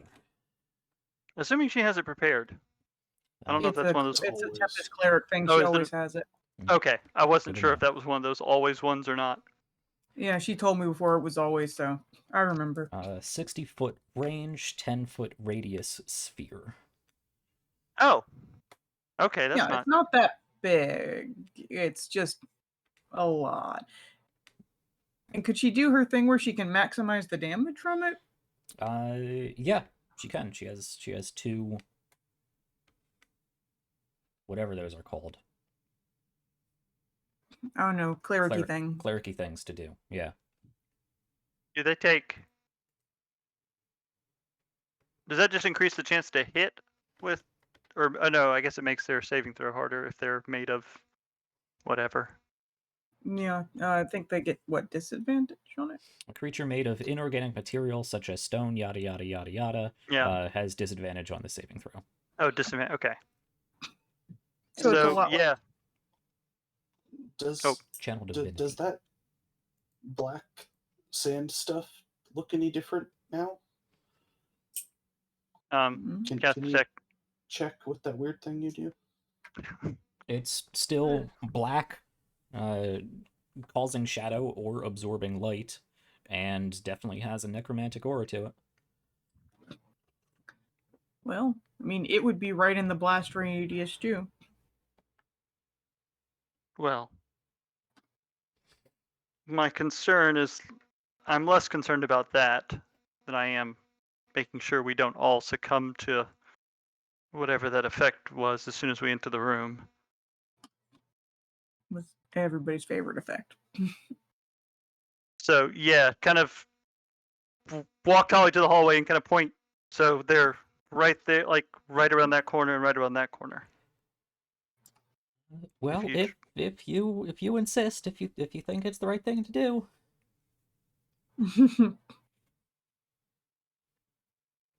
Okay. I think Gonna it's an go. option.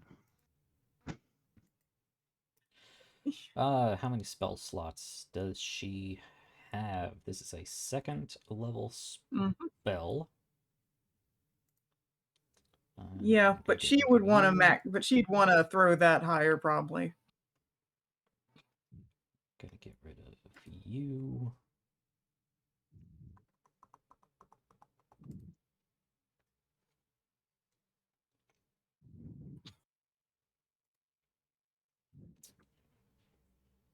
Okay.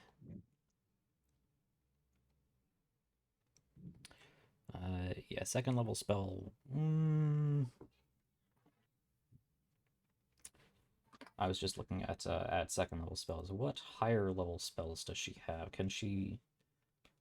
She is gonna upcast this. How many of those does she have? She has 3 of those. How many 3rd level spell slots do you have, Tali? Where is 3? 3 comes after 2, but before 4. Okay. She has 3 of those. She's used 1.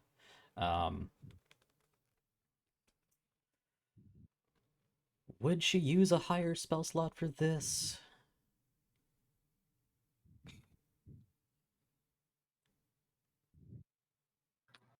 I'm gonna ask you guys, would you like her to use a higher spell slot for this? Bump it up to 3? I was gonna say, I think she would.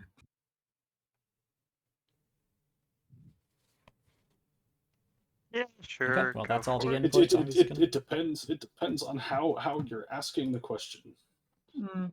Christian doesn't want her to cast this spell at all, but I'm not going to say that in character because, yeah. Okay. I mean, in character, feel free to, all of you, talk this through. Ander told her to, and nobody has disagreed. So, after a short time stalling, I think I did ask if that was a good idea. All I'm saying is she's not here to make her own decisions. Right. I am relying on you guys to tell me what you would like her to do, and then I will decide if I think that's something she would do, and if it would cause her imminent demise and give her plot armor and say she's not going to do it. But I So if anyone is expressing concern, I mean, Akil's concerned, but she also doesn't want to have to try and go up against the statues again. I So assume she's this, not objecting. I assume this tomb was relatively well built if it has stood this long. As long as we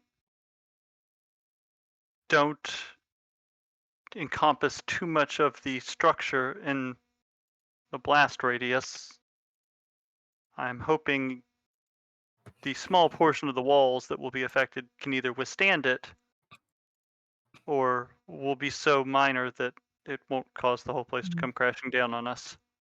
Yeah. Hope not. But that also seems like our best chance for taking those two statues out in one fell swoop. Yeah. Fine.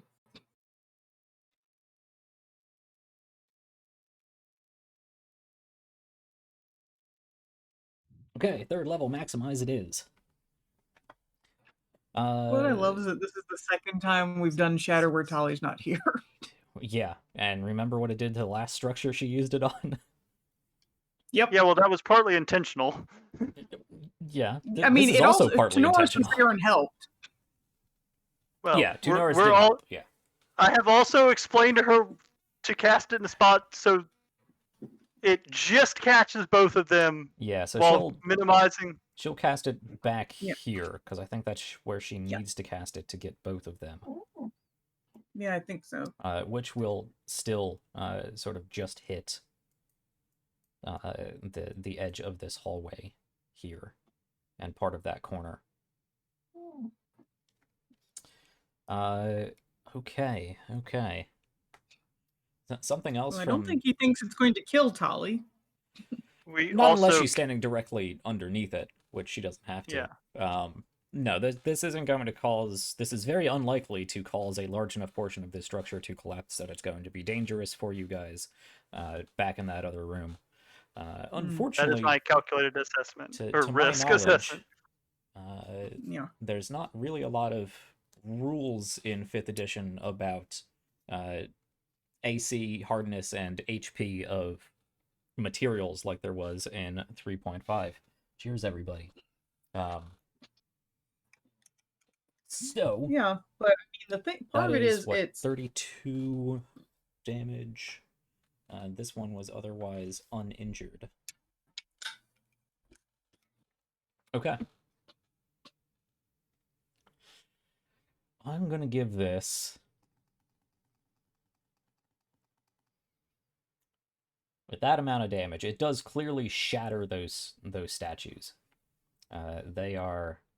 Well, they get a save. It's at disadvantage, but they get a save.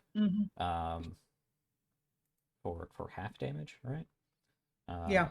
They take damage either way. Yeah. So that is a Dex save at disadvantage. They fail. I'm not even going to roll that. They fail. Forgot it was Dex. Yeah. They're stone statues with disadvantage. Yeah. Yeah, let me roll one of these. Okay. There is a thunderous crack that emanates through this tomb. Yes, Aquila, this is deafening to you because sound in enclosed stone areas just bounces and reverberates all over the place. Stone does not absorb sound all that well. It bounces right off. Nope. So it is deafening for, well, everybody, but more so for you. She probably did actually, cover her ears since she knew this was going off. Yeah. There is a almost visual sound wave, like a sonic boom, not so much of actually seeing sound, but seeing the sand and dust and bits of stone just being blown away in this 10-foot radius. I'm not going to worry about where exactly you were positioned, but I assume you moved away from probably that entrance to this room. Now, Shatter... It doesn't say it requires line of sight, so she can really just sort of stay around the corner there. You see a spray of black sand shoot down the hallway and a little bit into this room as the blast was centered behind it and shoots it into this room, as well as normal sand and various chunks of stone and marble, for that matter. There is a shifting of the stone at the entrance of the temple room. A bit of stone falls out. Little pieces at a time come crumbling down. Maybe the largest a chunk the size of your hand or so. The sand begins to slowly pour down from the cracks beneath the stone now, but it holds. Use your magic vision.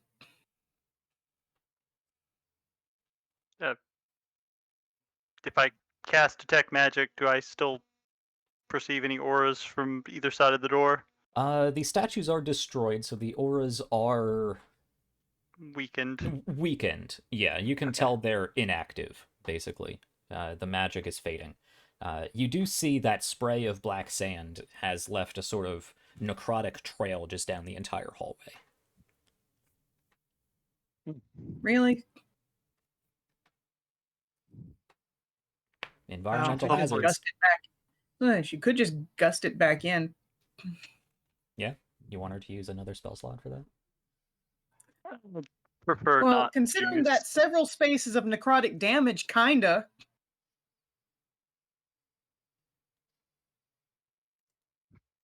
Does it look concentrated enough? Like with Detect Magic up, can I make an Arcana check to see if it would be concentrated enough to still hurt anybody? Since in theory, if it's blown over that big of an area, it's also... Sure, make an Arcana check. You're not exactly sure the properties of this thing, except it causes badgers to kind of wince. Fair. 13, you're not sure what the concentration would need to be for this necromantic effect to take effect. That's fair. Maybe it could go either way.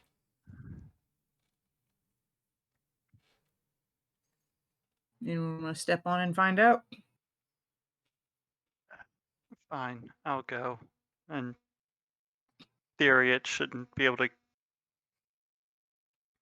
get through anyway, and kind of gesture at the I know. starry oil that's still kind of swirling around him. Yeah. Yeah, he's still got the armor up. Do you just walk, like, take one step into the corridor, or do you walk the entire length into the room? He's going to dash into the room Okay. to try and get past, since I'm fairly certain now that the statues are inactive, and trying to, well, actually no, I take that back.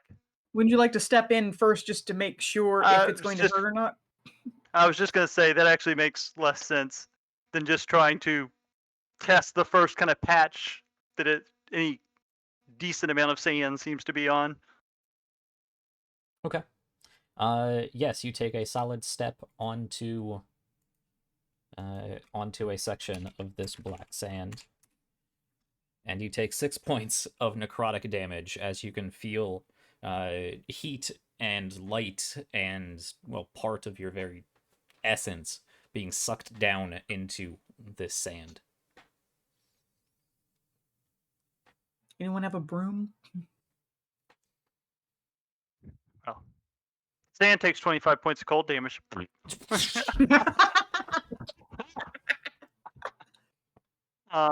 He basically looks like he just shat himself.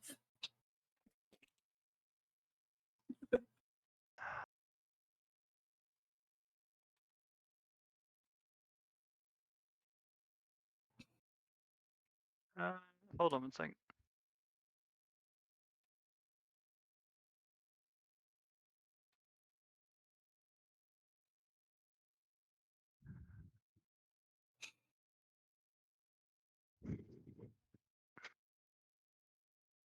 Yeah, it could be a really interesting discussion as to the merits of whether or not, from a narrative perspective, that armor of Zadok, armor of Agathis, should work on non-attack environmental hazards, but I'm fine with letting it happen. I think it would be a barrier between me and the sand. Yeah, that's what I'm going with. There's enough of a barrier that it just doesn't get through to you.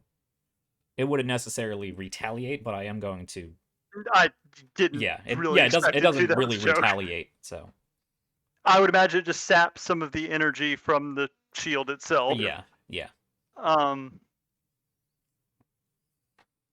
How? So stepping back from it, how's everyone looking?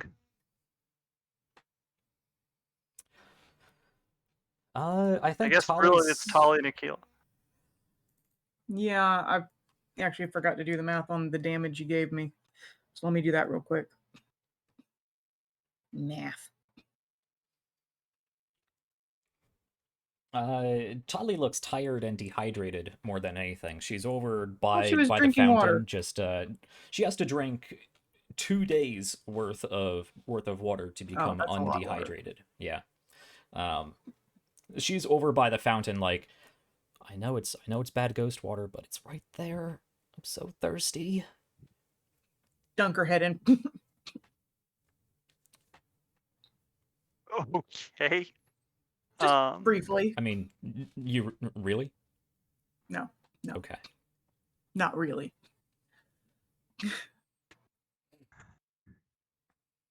Akil is missing a decent chunk of health. Not like danger zone, but decent chunk.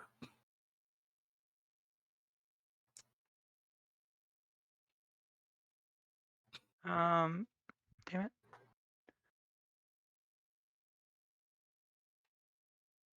Oh, damn it. Nope, that's not going to work.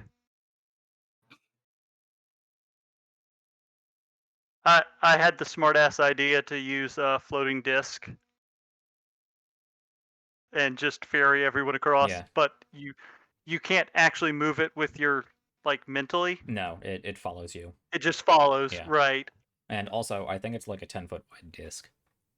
It wouldn't fit down the hallway.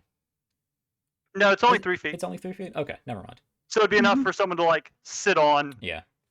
But you would still have to run down the hallway. Right. I realized that reading through it. Mm-hmm. Otherwise, that would have been hilarious. That would have been great. Let me look through my inventory real quick.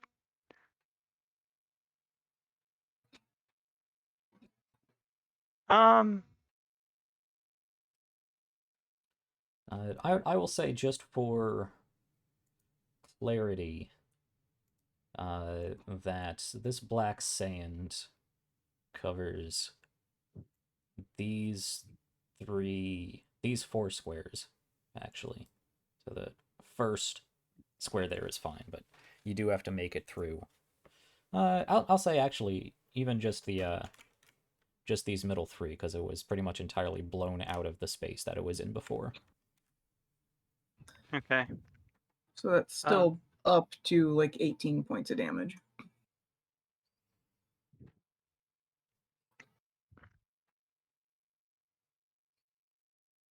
So, actually, I'm gonna go over to Tali. Can I borrow your rain stick for a second?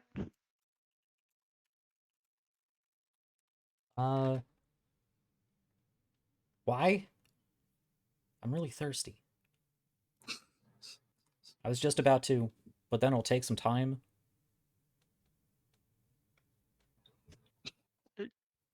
I was going to see if I could wash away the death sand in the hallway.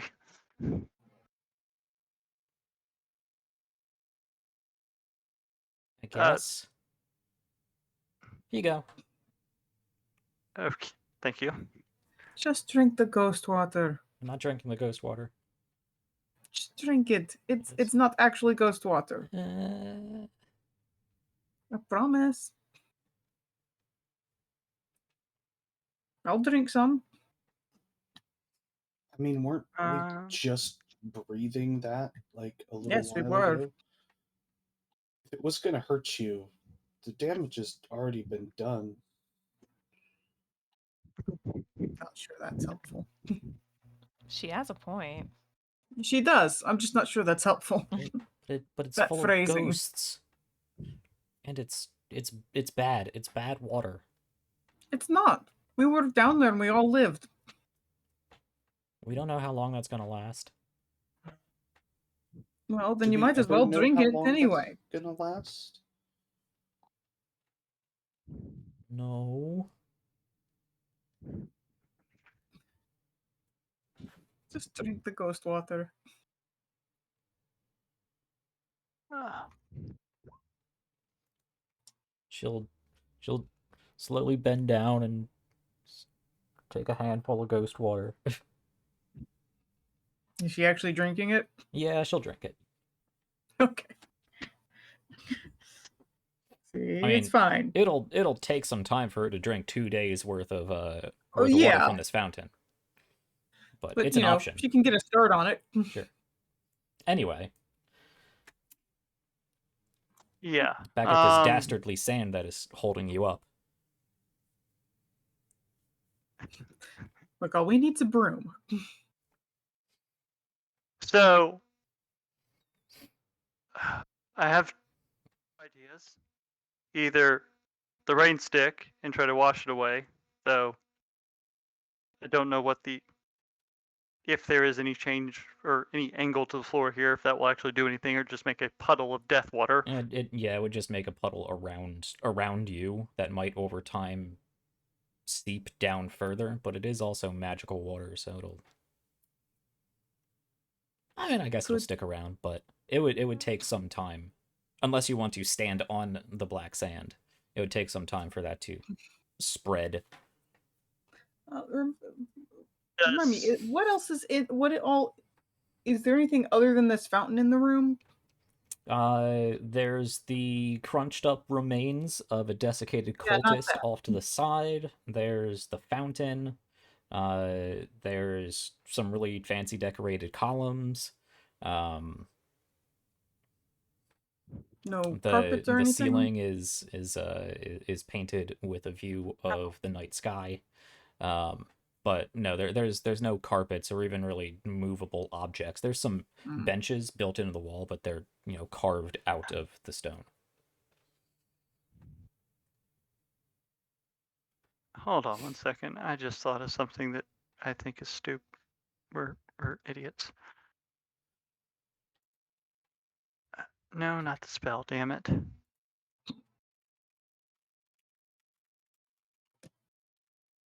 What were the rules? I know we've talked about this before. What were the rules for horizontal jumps? With a 10-foot It's run, you can jump a number of feet equal to your strength score. Not modifier, score. But I get extra because it's an ability I have. Sure. I think it's in my if I can remember what it's called.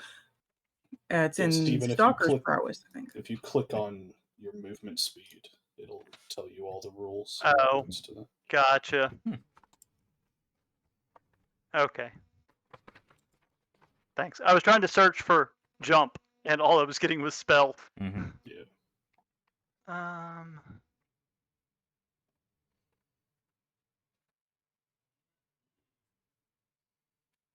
Yeah, Aquila gets an extra 10 feet, and you need to make a 15-foot jump. 15 foot. Yeah. I can make that.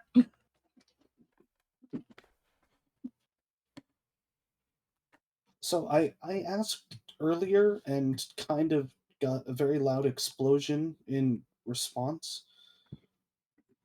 What is our plan?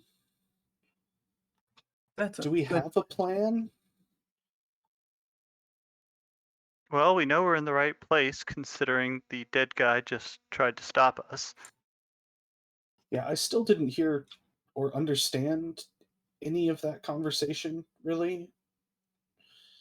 Well, supposedly there are the remains of a woman who lived long ago in here that an evil death cult wants, and we are trying to stop them from getting. I want to obtain those remains, and I want to take them to my order, where they can be protected.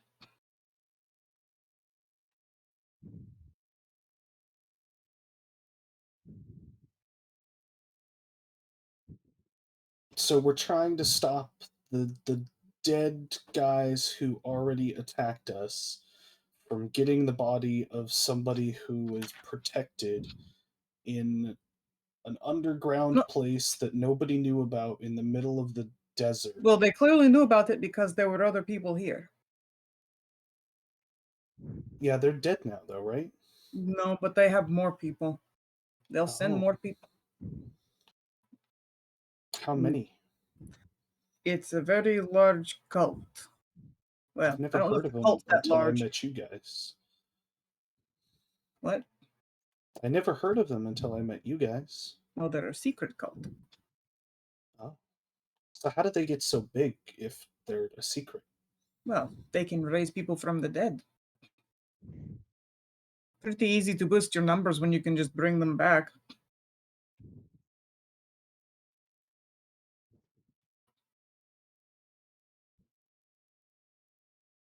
Do the dead people have to reapply for membership? I don't know. We haven't asked them that.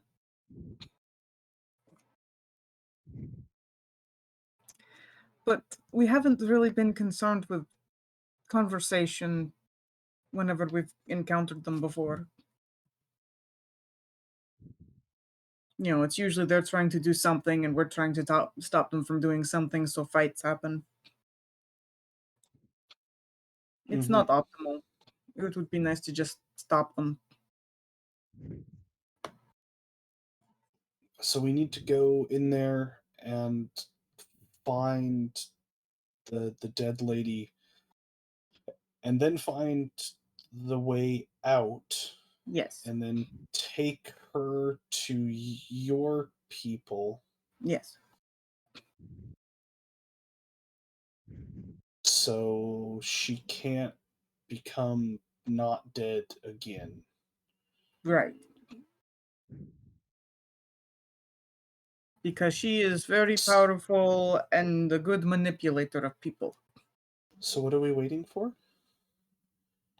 That sand on the floor, it hurts you whenever you walk over it. Can't be that bad. I'm gonna pick up Krushka and I'm going to walk through the hallway. Okay. Perfect time. You pick up Krushka, giant badger, and just walk down the hallway. Yep. Unless for some reason you stop when it starts being ouch full, you take 7 points of necrotic damage and make your way into the other room. You see, to either side of you, the destroyed remains of these statues, crumbled and strewn a good 10-15 feet or so in either direction, and clear instability in this archway of this room. But otherwise, you make it into the room, and it was just as described previously, which I can reiterate whenever you want. Let's say if she moves out the way, I'm going to take a running jump. I think the explosion worked, although it's a little. It looks like these rocks are going to fall eventually. Yeah, that's why we need to get through. Probably. But the statues are gone. That's good. I don't hear any whispers or whatever, Ander. So we're probably okay to keep going. For now. Okay. Could you move forward a little bit? Sure. Okay. Yeah, I don't need to worry about the battle map. Just leave it moves further into the room. Aquila, you can get a running start, and I'm not even going to make you roll. You just jump right over this line of sand. Actually, you know what? It is the ceiling of this room is only about 10 feet tall. So you can easily make the distance if you had the height to clear it. So you kind of have to do a dive to get through. So go ahead and roll me an acrobatics check. Ah. Otherwise, you would hit your head on the ceiling. Why acrobatics? Because you're doing a flying leap. That's an acrobatic didn't- maneuver. It says strength check. Oh wait, that's to clear an obstacle. Yeah. Yeah, if you were jumping over something, it would be a strength check to maneuver Well, I yourself mean, I am delicately, jumping dexterly over something. enough to jump under something. That's a much more dexterous maneuver. I might have reconsidered at that point. I mean, but if you would know it's a 10-foot ceiling, so if you would like to not, I'll say you don't. That's fine with me too. No, it's okay. Okay. I made my choice. I'm gonna stick with it. Okay. You make that jump, and you don't do a lot of just bounding from place to place. This is probably the first time you've ever tried to jump even 15 feet, really, which is a long distance for normal people. You make that jump, you have a lot more oomph in that jump than I think you were expecting. You do sort of hit your head and your shoulders on the ceiling as you fly past, which absorbs some of that horizontal movement, and you do land and tumble in that last 5 feet of black sand, eventually clearing it, but not before taking 1 point of necrotic damage. Okay. So I'm now definitely down 30 HP. Let me also point out, because it didn't come up, you are not exhausted by any means, but you feel more drained than you feel like you should be at this point in the day. On top of whatever hit dice you spent in previous rests, you also have 2 less hit dice right now. I think I spent 1. Okay. Just her or all of us? Her and Tali. I was gonna say okay. probably Tali too. From the... Yeah. Okay. So I could still do 2 hit dice and get them all back with a long rest. Well, 2 people All are right. passed. I'm gonna make a run. I'm obviously gonna eat the last 5 feet, but I'm gonna just do the standard run jump so I can clear 10 feet with my in score. Sure. Roll an acrobatics just to see if you can manage to get a little bit extra off of that. What is your strength? Probably score? not. A 10. Yeah, you won't be able to I'm get enough perfectly to average. make the difference, so Yeah. don't worry about it. Okay. You will likewise take I said, 4 points of necrotic damage as you land and splash in this black sand at the end of the corridor. like I said, I figured I was gonna eat the last 5. And he is aware of his limits in dexterity to not try to go for anything too much. I'd more than likely just face plant. Face plant in the evil sand. Yeah. Just spitting it All out. right.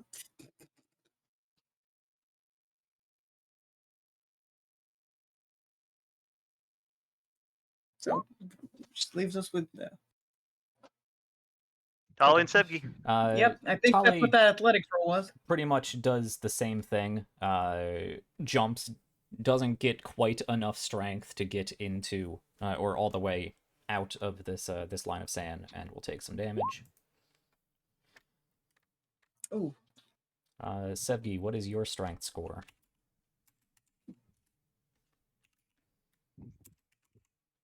A 13. I'm gonna say it's at least 12. Okay. Yeah, so you Sevgi, you take 4, Tali takes 2. And you both can sort of pick each other up and scamper into the temple chamber. Camper. Pitter patter.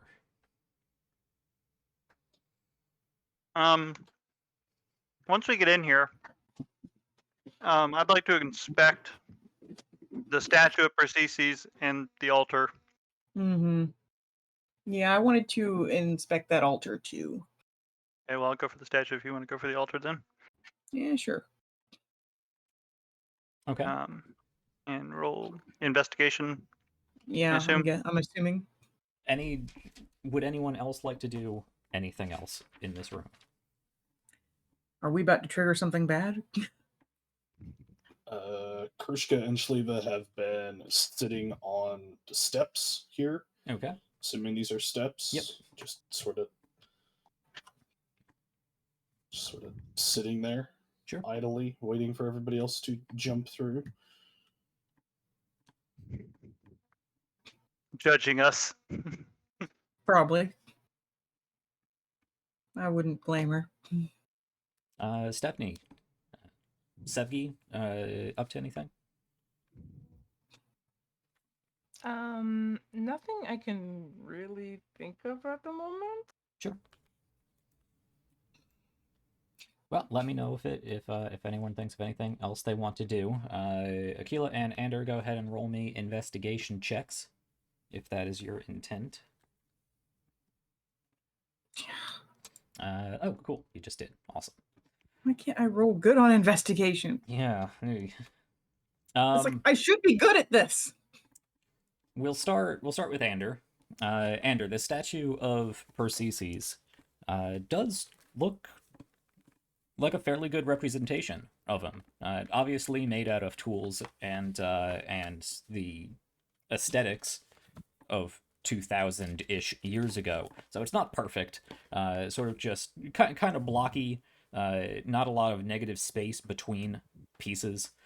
Between limbs and whatnot, sort of shifted sideways in a contrapposto stance, with a wide base. But he does have pretty much exactly what you saw him wearing: scale mail, the shield with the sun on it, and a spear. This statue is painted, actually, so it is painted in. You can see the gold of the. Well, all of his armaments. It's not actual gold, at least on this statue. It's just painted a sort of yellowish, brownish, bronzish color. But you go over, you initially look over it. I'm sure you've already looked at it with your detect magic. It is not magical. You look around, see if there's anything wrong with it. You don't believe that it's trapped. It looks like one solid piece. The position on the floor isn't shifted at all. You do look down and you can see that it looks like the statue has sort of been shifted, left, right, turned. There's scrapes on the ground and the sand has been moved around from it.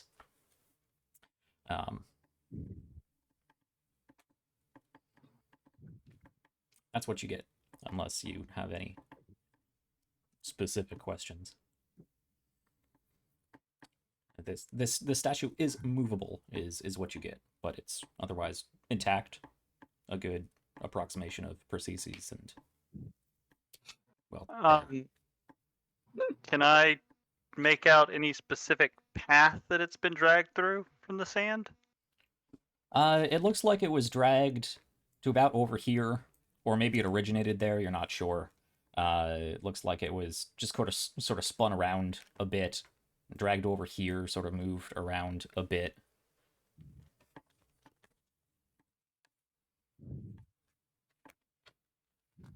Okie dokie. And the areas where it looks like it might have been moved through, it's just plain old floor, right? Nothing. Yeah. Okay. Just polished, well, no longer polished marble floor of various mosaic designs. Right, but it doesn't look like there's any kind of like track or any indentation I can see that it fits into or something. No. Okay.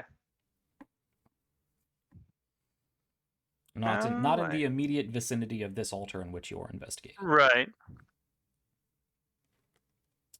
Then no, nothing I can think of right now. And do feel free to ask me questions about the room in general, or re-describe it, because I know it's been a week or two since I've. So we said there were three. Things. Right, there were 3 piles of rubble on the front. Yep. And then just kind of, was it paintings on the wall or like murals, whatever? There's a number of different frescoes as well as different sort of relief carvings popping out of the stone. Oh, that's right, because I made the joke about the walls attacking us again. Mm.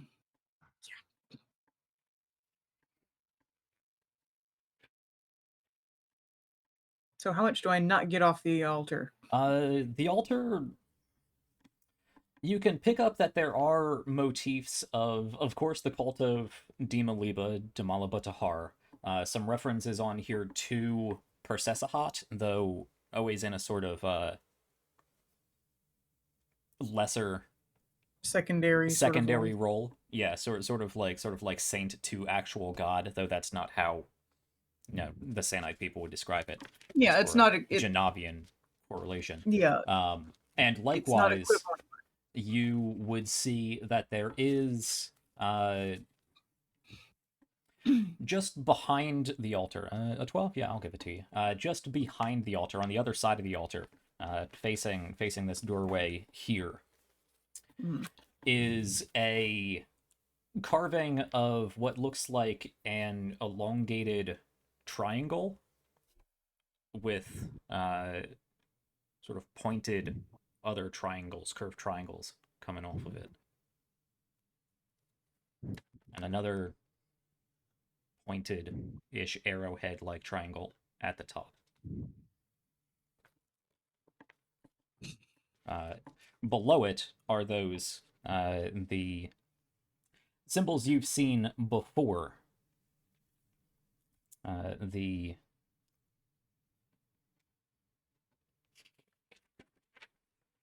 have to write it down, of course. The TSDRN. TSDRB. Yeah, The Father of Man. Yeah. I was like, I know who it is. It's just I couldn't remember the name exactly. Arlene's in the chat. Oh. Hi, Arlene. Feel free to jump in if you want to, but we only have an hour left.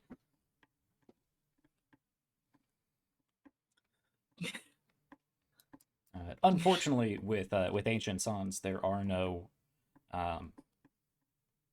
vowels. Vowels are not recorded.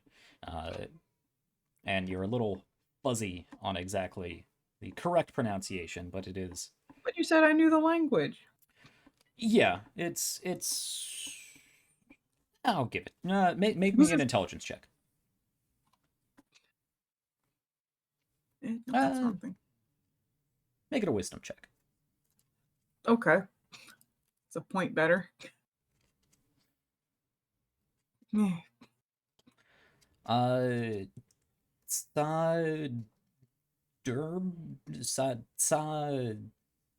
Sadernab, Sadernab.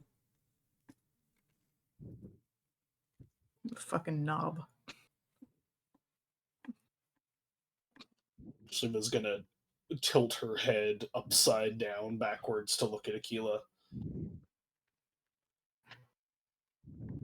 Is it another magic-y thing like before? I could make it stop being magical again. That seemed to help last time. No, it's not magic. It's writing.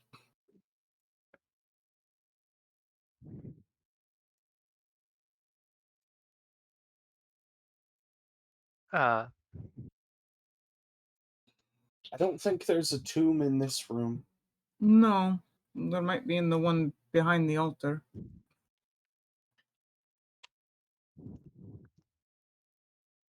I'm guessing those doors are locked or closed at least. The ones up here at the top of the room? Yeah. They are closed. You can play around with them if you want. Is there anything on the doors? They are just large, ornate stone doors like the other ones you have seen. Various ancient Sannite motifs, but nothing that stands out to any significance beyond what you've seen. I don't suppose there's anything that would indicate if they're trapped or whatnot. You can make an additional investigation trap to see if you can discern Investigation trap. trapped mechanisms. Sure. I'll try and fail again. Oh, You take a look over the doors, try to look under them, around them. They're pretty flush with the wall. It does look like they've been opened before. You can see there's a little line of not sand in front of the door, and you can just barely see scrape marks sort of leading under the door. say, does it seem like they were opened recently?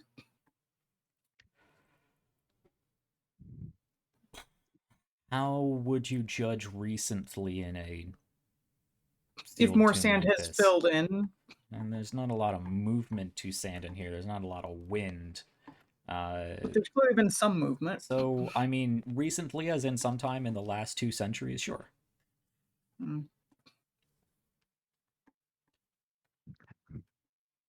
Likewise, you don't see a locking mechanism. It doesn't mean it's not there. You won't really know until you actually push on the door, but you don't Yeah, I see was any gonna visible say. mechanism or can think of any way that a stone door this flush with no pressure plates or little hooks or anything would be trapped.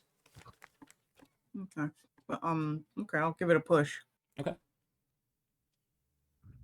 With a concerted amount of strength to actually open it. I was gonna say, at first, just see if there's any sort of give to it. It's a large stone Yeah. door, so No, I get you that. As kind of soon have as to I make the said effort. that, Yeah. I realized it's like, wait, that doesn't make sense. Well, if no one's going to try and stop me, sure. You do move it forward an inch or two. You can continue to push it open if you want, but it's not locked. It moves freely when you push with a concerted amount of strength against it. While she's fiddling with the door, I'm gonna go over and see if I can actually make out what is being said on the altar. That you can't read. Oh, he can read whatever he wants, Oh, apparently. that's right. I forgot about that. I always forget about his stupid cheater vision. Yeah, I know. I liked it when you made it more like Google Translate. Yeah. It's the more combat ability. the more distant the language is from Zadok's sphere of influence, the more Google Translate it will become. I specifically didn't build a combat warlock to have these cheater abilities. Yeah, no, You've gotten a fair bit of use out of them, but you know, there needs to be some limitations. And they are grounded in the narrative. The- You get it because Zadok understands the language. If Zadok doesn't have a basis for understanding the language because Zadok wasn't around or present or Didn't care. then he doesn't know the language. But he'll gift you knowledge of the language if he knows it. In this instance, he does have a vague understanding of ancient Sans. I'm gonna lean over to Ander as he comes up to look at it. Yeah, Keela said it wasn't magical, that it just had some writing on it or something.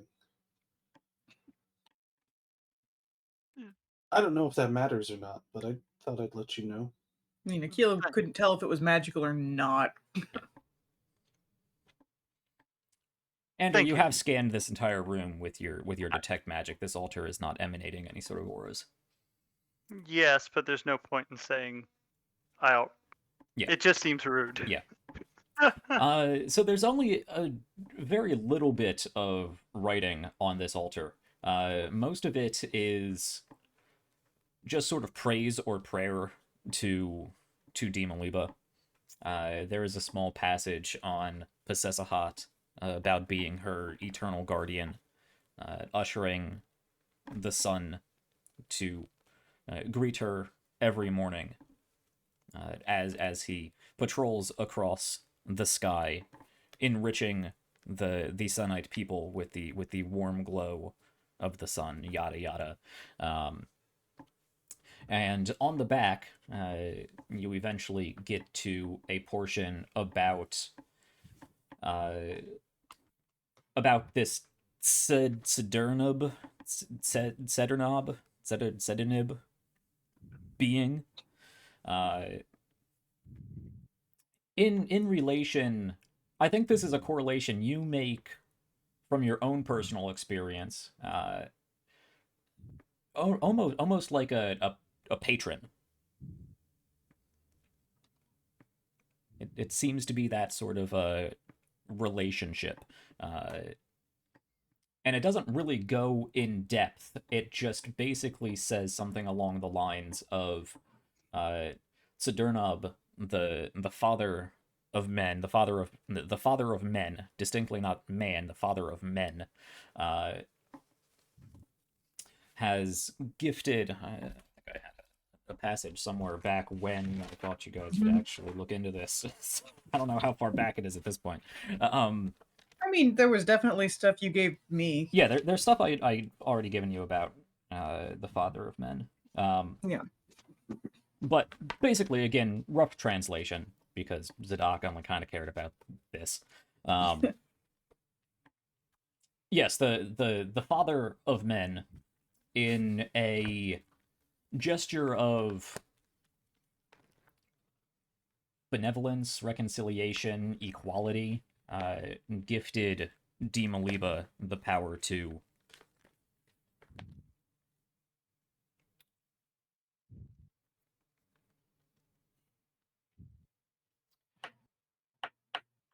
gave her the power to more or less exert her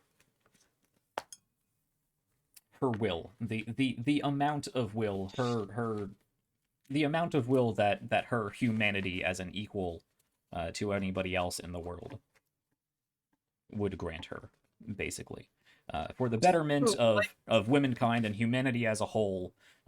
Humanity in lowercase air quotes and whatnot, for society as a whole to reach new heights under her leadership. So, like a warlock situation. Ander might draw the correlation that it sounds maybe a bit vaguely more warlock patron-y than necessarily priest to god sort of correlation. I mean, I'm looking at that thing you drew. Yeah.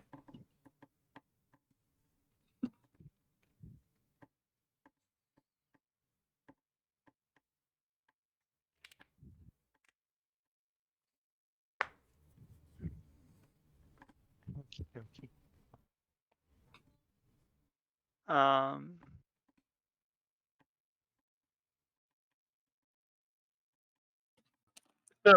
So according to the altar, though, it could be just propaganda. Like, this was supposed to be a benefit people, not necessarily result in a matriarchal slave state. Correct. But at the same time, what's the point of propaganda in a tomb? Nobody's supposed to see.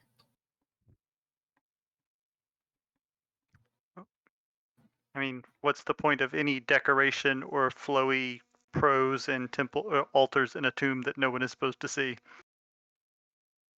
Fair point. Yeah, bring it up with the ancient Mesopotamians or whoever were the first people to decorate tombs with fancy stuff and propaganda writing and yada Yeah, yada. So I'm saying if you build a giant tomb for your ruler who's dead, I mean, the fact that you're putting all this stuff in there as propaganda isn't that far of a leap. yeah.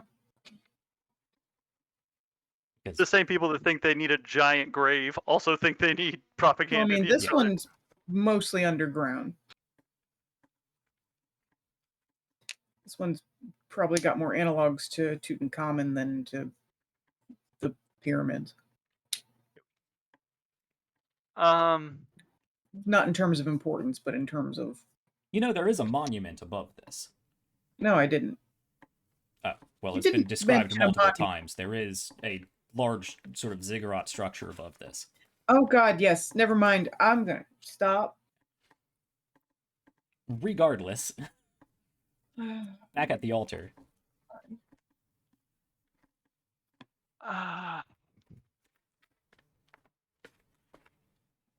So at this point, I mean, the door is opening for Aquila with no problem. Yeah.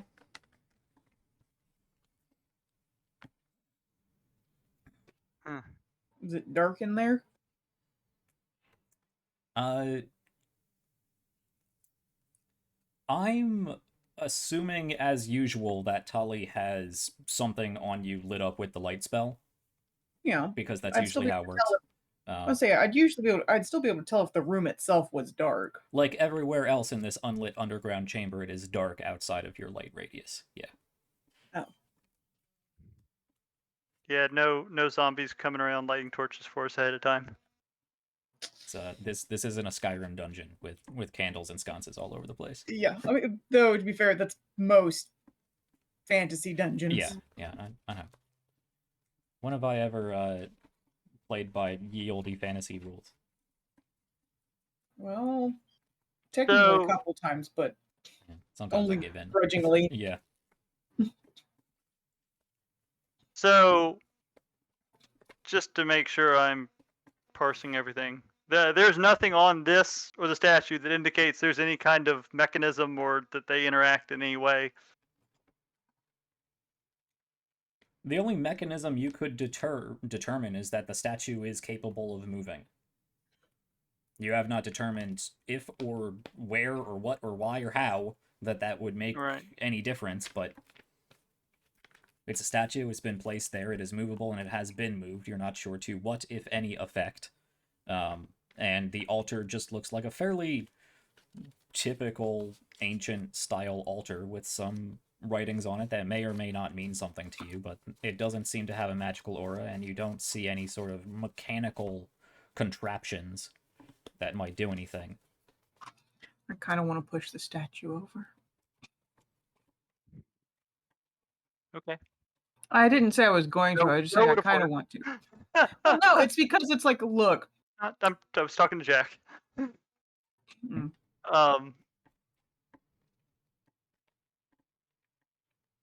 Yeah, Hey, Tolly, which way did you say that the sarcophagus was again?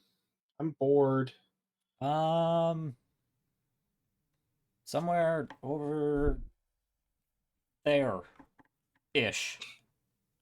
It's been a while.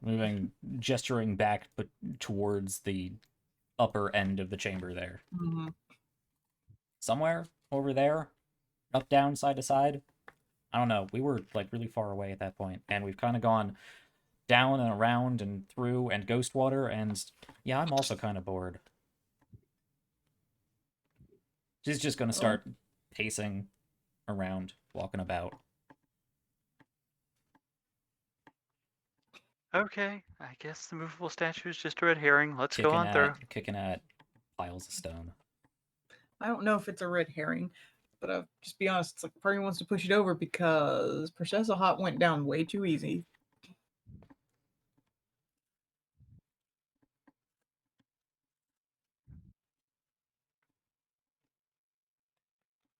There's still nothing magical about the statue if I check now, right? No. Yeah. It's a marble statue, a painted marble statue of Persicus. Mm-hmm. I appreciate you saying it was painted.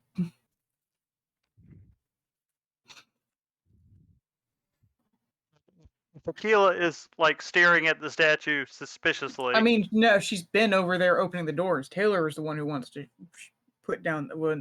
topple over that statue. Tequila probably does too, but still. She's been over at the doors.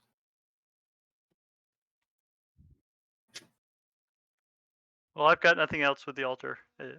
I'm not getting anything actionable from it, so. What would happen if we tried to move the statue, though?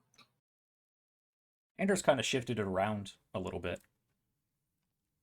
I mean, if you want to like drag it to a specific point, feel free to. But Anders moved it to the point that if it was on a pressure plate or something would have triggered by now. It is movable, but it hasn't seemed to have done anything. Just kind of shifting in its space. But you could feel free to move it about wherever you want. No. Or like if there's anything that could interact with it. You guys have just kind of looked at two things in the top half of the room.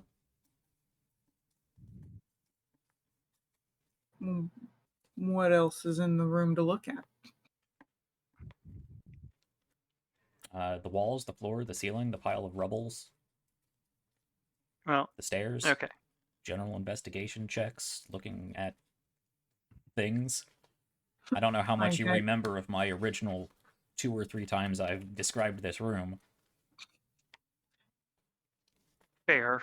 To be fair, we checked the 2 things that were the most focal points Prominent? of the room so far. Sure. I suppose. Fine. Well, I would like to generally investigate the room then. Okay. Roll an investigation check.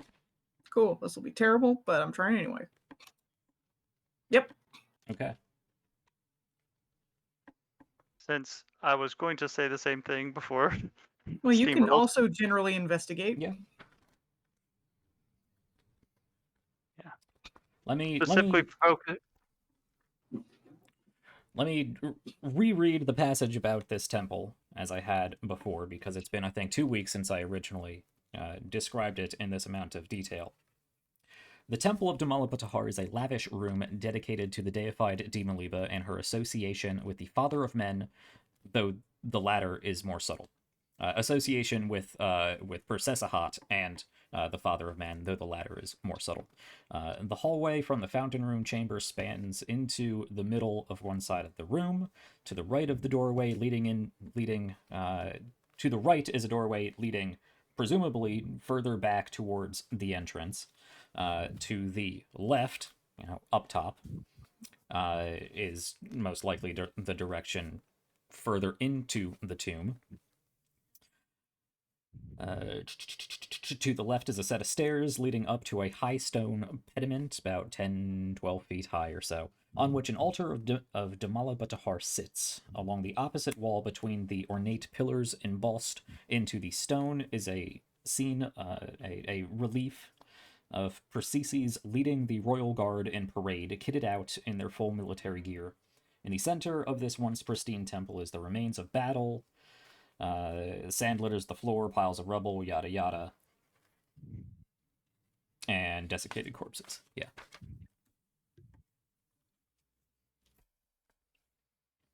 Andrew, you rolled a 21 investigate.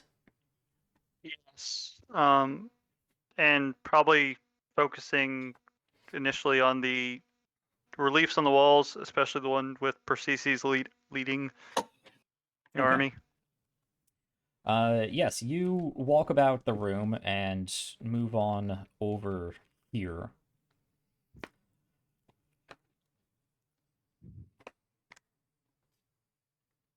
What is your passive perception?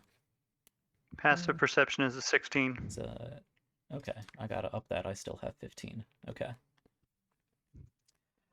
Yes, you walk forward over here-ish and take a look at this relief of Persicus in full military parade gear, sort of out front, leading this procession of soldiers. And you just sort of stumble on a piece of raised stone over here before you stop and realize that it's probably sitting about an inch or so. This specific flagstone of marble sits about an inch or so off the plane of the rest of the floor, directly in front of this relief.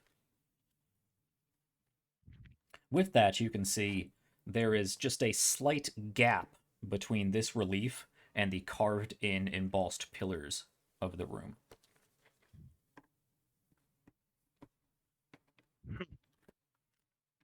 And I'm guessing the flagstone would be about a Persicus statue size. It fit on it, sure. Aquila, Hmm. drag this. Help me move the statue over here. Sure. And move it and try and set it on the pressure plate. Or, well, what I'm assuming is whatever that raised bit is.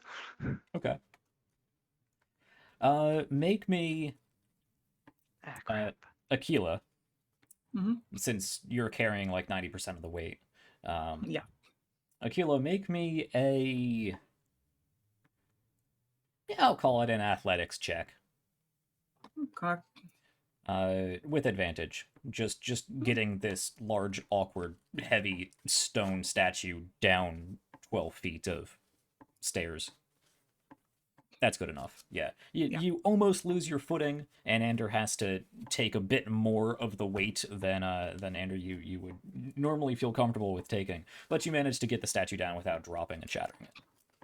So I think I can drag 700 something pounds. Yeah. But yeah. Yeah. It really was more about balance. It could have been an acrobatics check, but I was just going to give you athletics. No, I'm fine with it. It wasn't a high DC anyway. So you would like to move this statue over to that section of raised stone.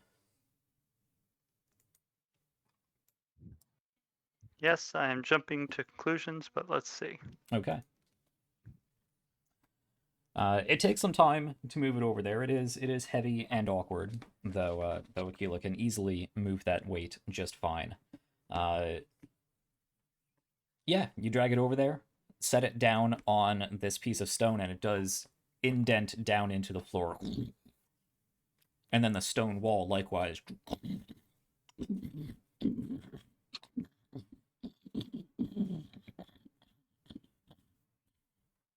All right, and what's through there? Through there, you see a small passageway before it opens up into another chamber, with the gleam of light coming off of Aquila's, I don't know, sword. Probably, yeah. There is a gleam of light on metal in that room. Use your magic vision. I was giving him a second to stop beforehand. Yes, detect magic. All right. You black out your eyes and can look down into this room. Now that it is no longer blocked by a good foot or more of stone, you can see further down into this chamber.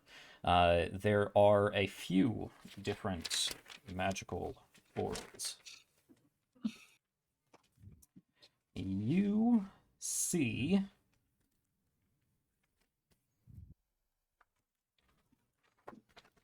I can find the correct notebook that has this particular room in it.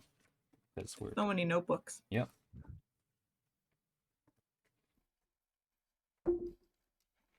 Is it all the way back here? I don't think it's all the way back in these now. Couldn't be. Alright, great. Where'd you go?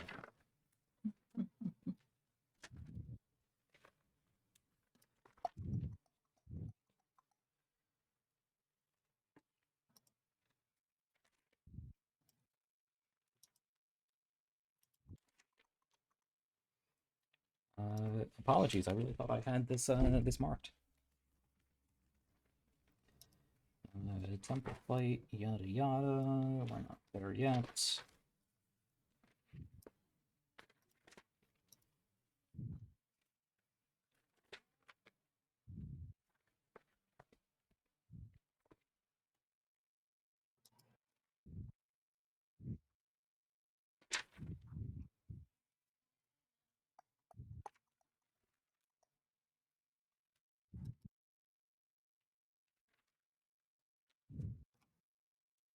Okay, here we are. You find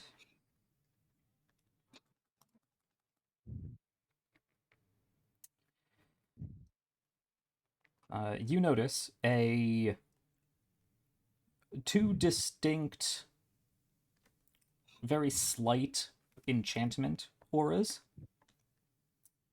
A divination aura that's a little bit stronger.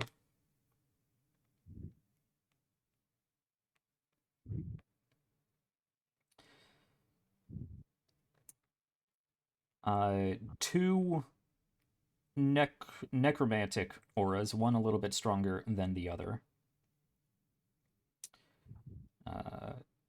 A transmutation aura, fairly minor-ish.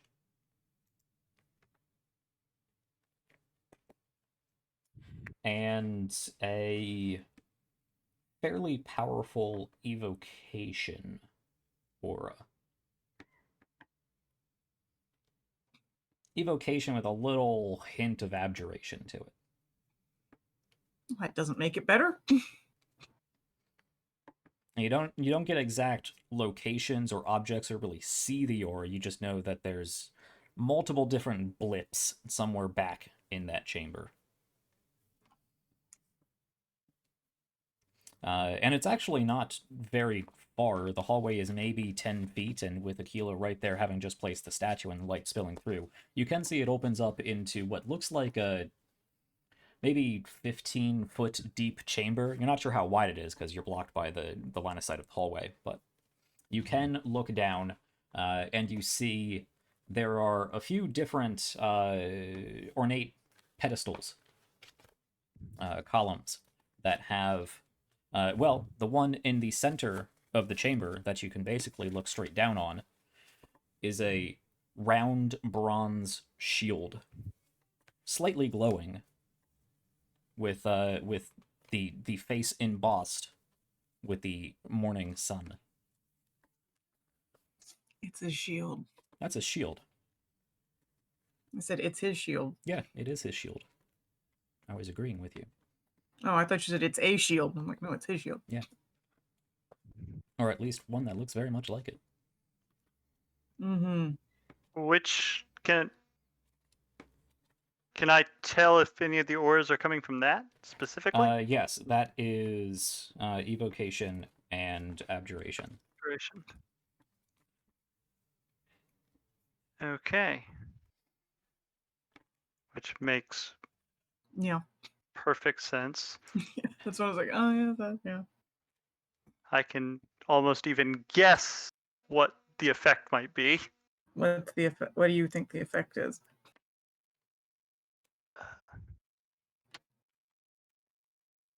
If you manage to block with it or something of the sort, it probably retaliates. Mm. My guess being something burny. That would make sense with a sun.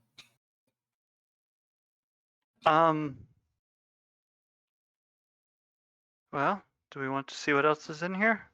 Mm. I think you would be best suited to leading on. Okay. Highest charisma.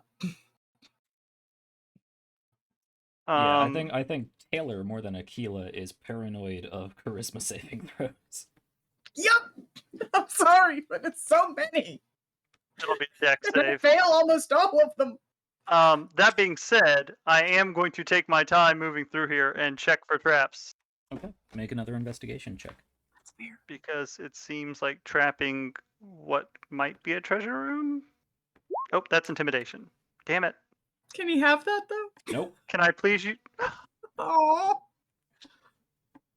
But Damn that's it. a nat 20.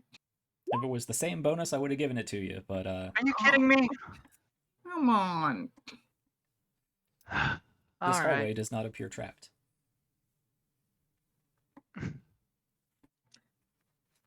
I want to assist, Fine, but I I'll shouldn't. walk through. Okay. You walk down this hallway, and nothing happens. You get to the room on the other side of this little 10-foot hallway. It Any opens funny up. smells? I mean, it's... Yeah. There are some weird smells in here. It's kind of, earthy, musky. Maybe a little hint of,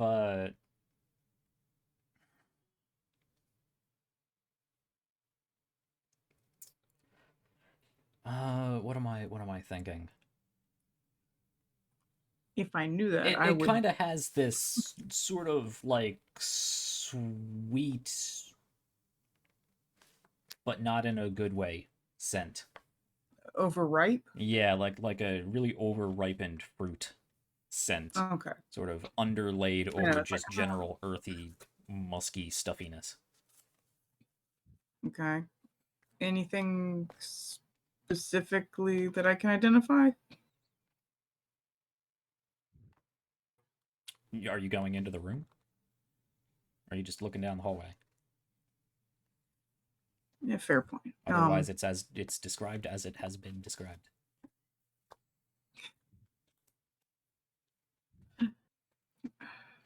I mean, I Andrew, wouldn't you get be down far into behind him, but yeah. you get down into the hallway, and you can see it basically is a 15 by 15 foot room. You can see there are weapon racks in various stages of decay because they're made out of wood, and over time, even in a sealed environment, wood is going to become brittle.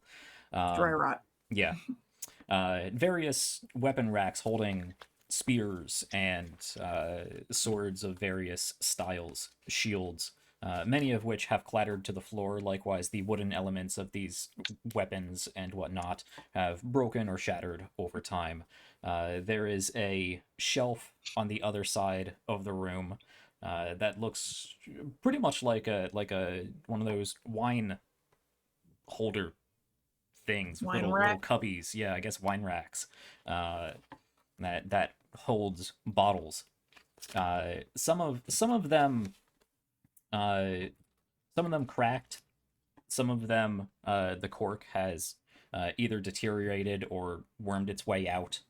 There are a few bottles that look intact, but they're all covered in dust.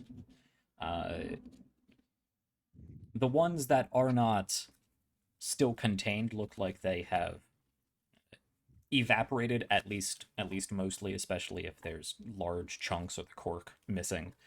You can see just a little bit of stained residue on the glass.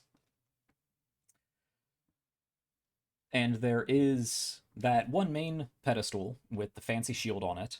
There is another pedestal with what looks like the armor he was wearing, the bronze scale mail armor.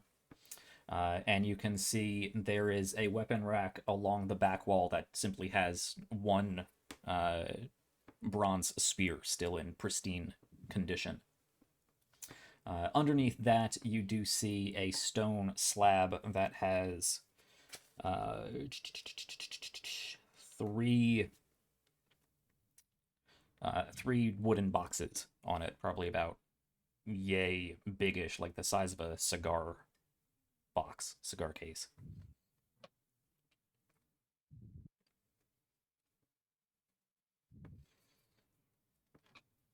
So did you find the dead guy in there? No, but I found his stuff.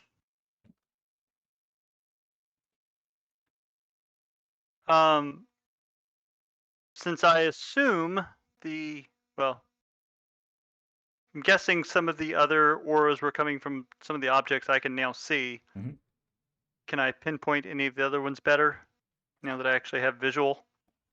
One of those boxes has an enchantment effect. Another one of those boxes has an enchantment effect. Another one of those boxes has a divination effect. You see four bottles, two that have a necromantic effect, one that has a transmutation effect. Actually, two that have a transmutation effect. There is at least one bottle that is still intact that does not appear to be magical. The armor and the spear have a sort of very baseline universal magic aura to it, and then I've already described the shield. So those are +1.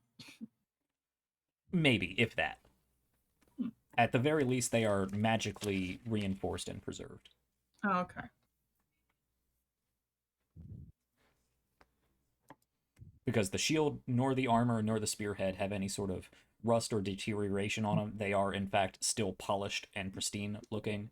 The wooden haft of the spear is fully intact, does not look dry rotted at all. Likewise, the leather straps on the armor and the shield look brand new. So it was 2 bottles with transmutation, 1 bottle with necromancy. 2 with necromancy. 2 with one necromancy. a little stronger than the other. Okay. And then 2 of the boxes had enchantment and 1 had divination. Correct. Okay. Just want to make sure I had it all right.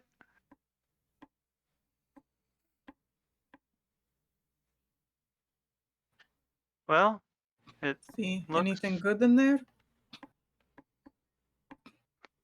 I don't like how you phrase that like I'm a tomb robber. I mean, If you kind take of something, are. you kind of are. We took things from Quintiama. Yeah, well, she was a bitch. She was when I finished with her. Um, Don't make that face, Jack. there are a number of things. As I said, I think Persicus's equipment, if what we saw earlier was any representation of it, as well as a few other things. If you come in, I can. Sure, don't come in.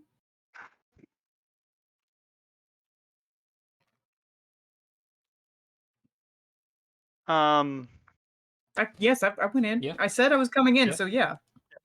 So would explain to Aquila what I was noticing. Hmm.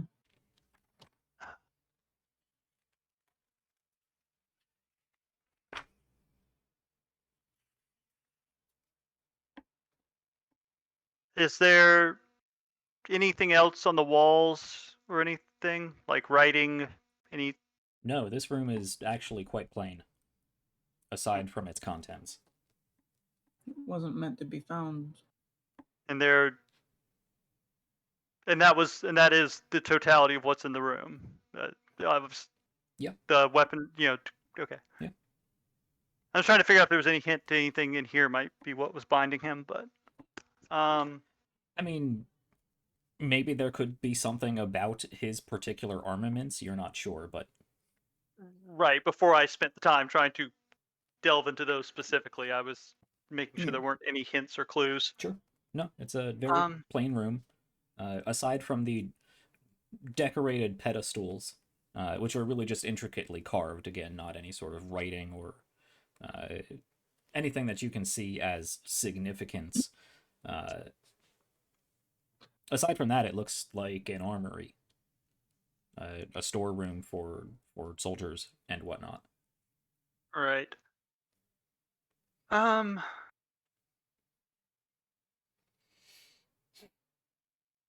Well, I would suggest, since I imagine it's been a little while since we've taken a rest. Yeah. Well, actually, before that,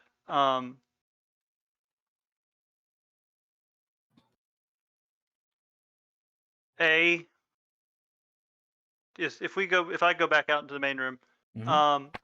Is there any way to like move this rubble or something to kind of barricade this door? It would take time, and it's only 3 humanoid-sized statues worth of rubble. Well, actually, 5 now okay. with the other 2. You get the sense that these are other collapsed devoted. I gotcha. Probably That's what I not enough to like floor to ceiling cover the doorway, but it would make a barrier that would, make it harder to push the doors Take time. open. Take a little bit of time for somebody perhaps to push through and get over whatever barricade you make, but it would also take time to move all that stone into place. Gotcha. Well,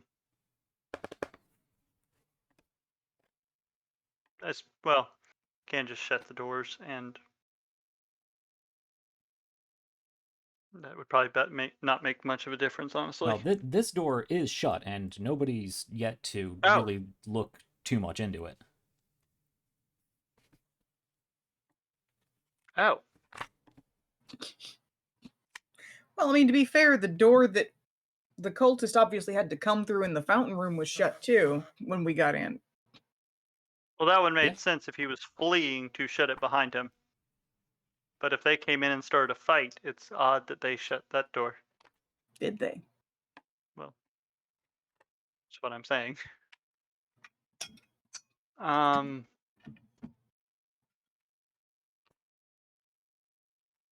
know there was a door at the entrance to the fountain room. Was there any Yes. door here? Yeah.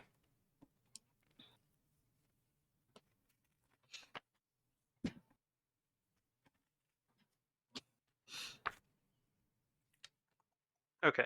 So come back, get everyone together so I'm not just talking to the air. I Does don't that change know. if everyone's together? Yeah. uh,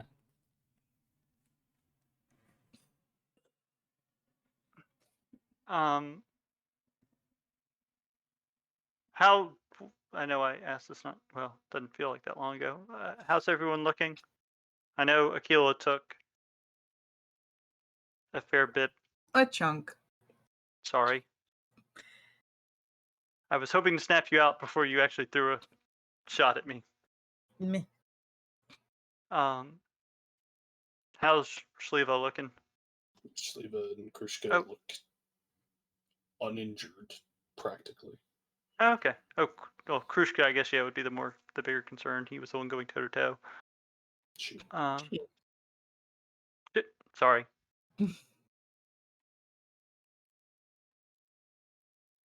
My pet is a he, and that makes me think of animals as he. Your pet- oddly Yeah. enough. Oh, pet is right, that. No, No, the cat. okay. Not no red worse nut. for wear. Okay. Tali took a couple hits though, right? Tali is a little battered. A little bit. Not terribly, I don't think, but a lot of spells have been used. Yeah. Yes. I was trying to get an assessment without just straight up asking resources. Trying to make an assessment of the situation. We either How long does it feel like we've been going? Since waking up outside of the cistern, outside of the altar, out in the desert, it's been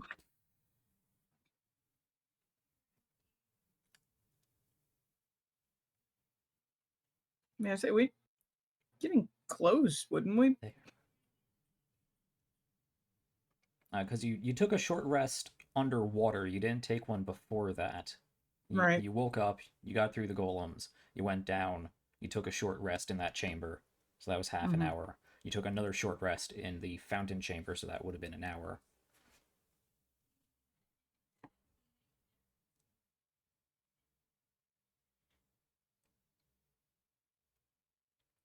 I mean, you've only been going at this for like maybe 3 hours. Really? Oh, wow. I was surprised because I remember when we were underwater, you mentioned like been going 3 to 4 hours. But okay. I don't know why I would say that. I don't either. I was surprised, but You woke up, hopped down. You did spend some time digging things Yeah. out. That's right. It did take some time to dig out the altar. Or did you rest after you dug it out? we didn't rest after we dug it out. We've only had 2 short No, rests. the night's rest. I know you took a night's rest before you. Oh no, we down took here. the night's rest before we started digging. Okay, yeah, so that added some time. So yeah, you're looking more about 7-ish hours since you woke up. It's been a lot of activity, and you're not really sure the time of day. Mm-hmm. You could probably take a long rest and get some sleep if you want, but you're fairly certain it has not been a normal, 12 to 14 to 16 hour waking day, whatever it is you tend to take. Okay. Gotta stop bumping my mic. Well, that was my essential question: was did we want to rest and recover in case there is almost assuredly something worse farther down? It's probably like late afternoon, early evening at this point. Like it could be like early dinner time. But it's up to you. Well, how about let's see here. That's 10 minutes per 30. I mean, I can. I don't know about the rest of you. I'm starting to get a little tired, but I'd also rather not sleep in someone else's grave. That seems not very smart. Like, I could lean up against a wall for a little while, but I don't think I could fall asleep down here. Yeah. I was like, I could do a bit of. I mean, I Okay. hadn't slept in an actual house until just like a few weeks ago for the first time. So this is kind of a. Yeah. Underground. Just think of it as a really nice badger hole. Yeah, badger holes have a way out. Presumably this does too. Yeah. Yeah, the only one I know of has a bunch of giant stone things with ghosts inside of them clogging up a flooded hole Pretty sure that's that falling apart around all of them. Yeah. pretty sure that wasn't supposed to be either an entrance or an exit. No, it wasn't. We sort of made it be one. So is Shliva saying that she's not? If we try to sleep, you're going to end up exhausted. Never mind. That is you're a not gonna meta answer that. question. You can ask that in Yeah, character I if you realize would that like. he's not going to answer. He's not going to. Yeah. Sorry.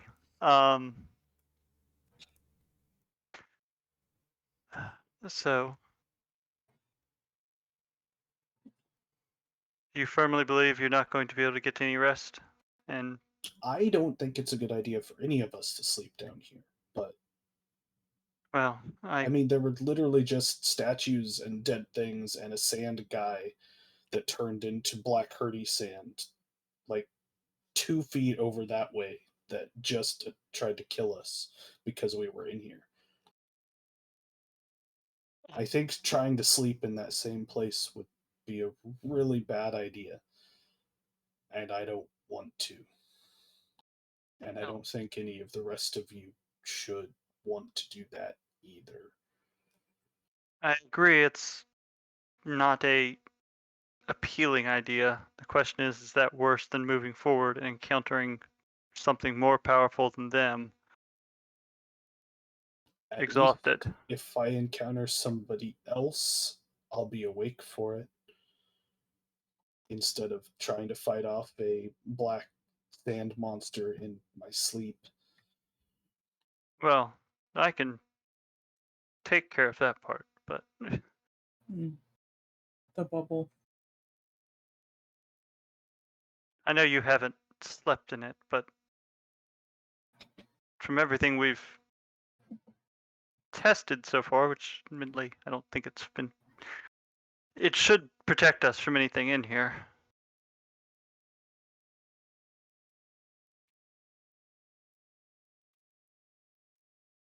Well, Just giving my thoughts.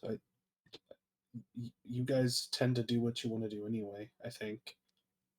So Yeah, I'm fine either way, but I'm kind of inclined to agree with Shliva here. The last time we rested, well, the last time was in the fountain room, but that was still full of ghost water. And when we were down in the ghost water, it was not. It was, the longer we stayed in the ghost water, the less or more bad that water. It was worse after time. So, yeah, black I don't sand disagree. and ghost water and I don't know, whispering statue things. There's a lot of stuff down here that we don't know about. I Fair. don't disagree with them, but I will admit that I could use a sit down. well, fair. If everyone else wants to just sit down and tend to any injuries, I'm going to sit down in the treasure room and spend some time ritually casting Identify. Yeah. Okay. It does take, I believe, 11 minutes per item you are looking at, and Yes. you have to touch that item. Yes. You have to touch? Yes, Okay. you have to make Yes, physical you have to contact touch with the it. item. Okay, I didn't know.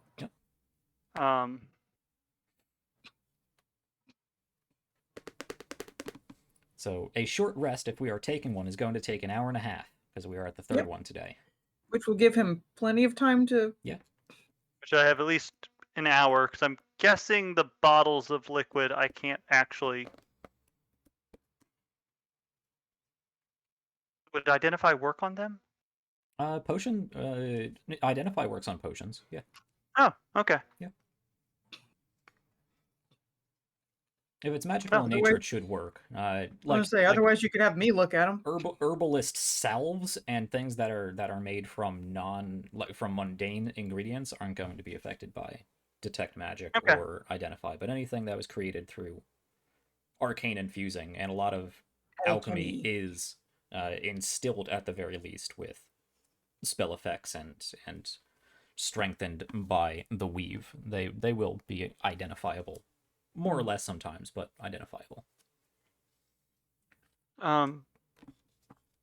Shliva and Sevgi, since the two of you are managed to get through all of that without taking too much, whenever you're done with whatever you need to, would you mind keeping an eye on me just in case any of these things has any kind of negative effect? Sure. What kind of negative effect would you expect to happen? And then what do you want us to do about it? I mean, I can like shake you awake or something. I can't say for sure. I was going to try and identify what these were to see if they would be helpful in any way, but so it's kind of hard. It's somewhat difficult to say what the effect might be before I've actually determined what they do. I just try to assume the worst. It's kept me alive this long. Well, I wouldn't drink anything or eat anything that you don't know the effects of. It tends to Yes. not go well. It's a good way to figure out what things do, but also can either taste really bad or hurt your insides a lot. Considering the two liquids, or the four, considering the liquids in here were either transmutative effects or something necrotic, I didn't plan on that. But thank you for the advice. Yeah, it's how I Necromantic. identify plants and stuff for when I make potions and I'm things. mostly worried about whatever's in these boxes. Specifically these two, and point to the two with the enchantment effects on them.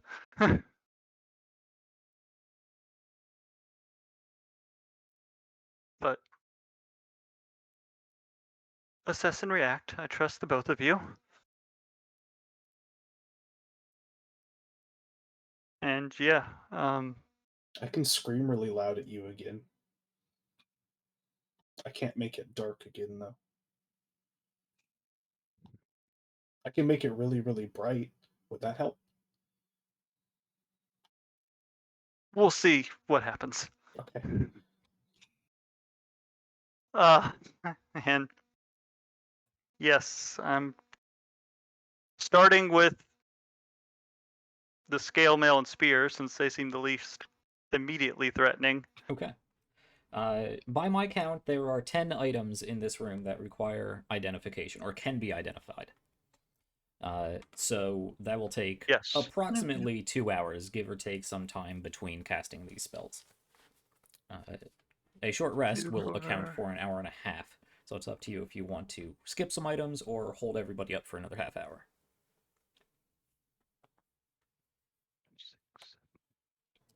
Okay, there are 10. I know you said one of the necromancy effects on the bottle were stronger than the other one, so that makes it seem like they're different. Did the transmutation ones seem pretty much similar? They're...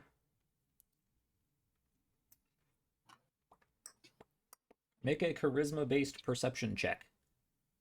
Okay. To perceive the strength of this aura. Hey, Ori, how you doing?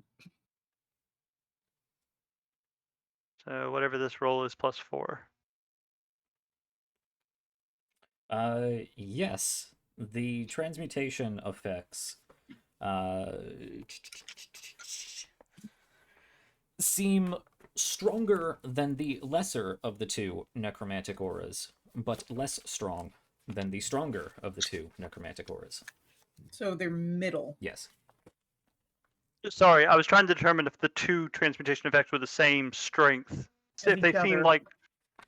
like they might be the same thing.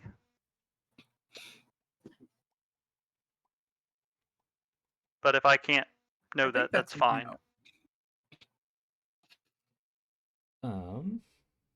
No is perfectly acceptable. Where is that?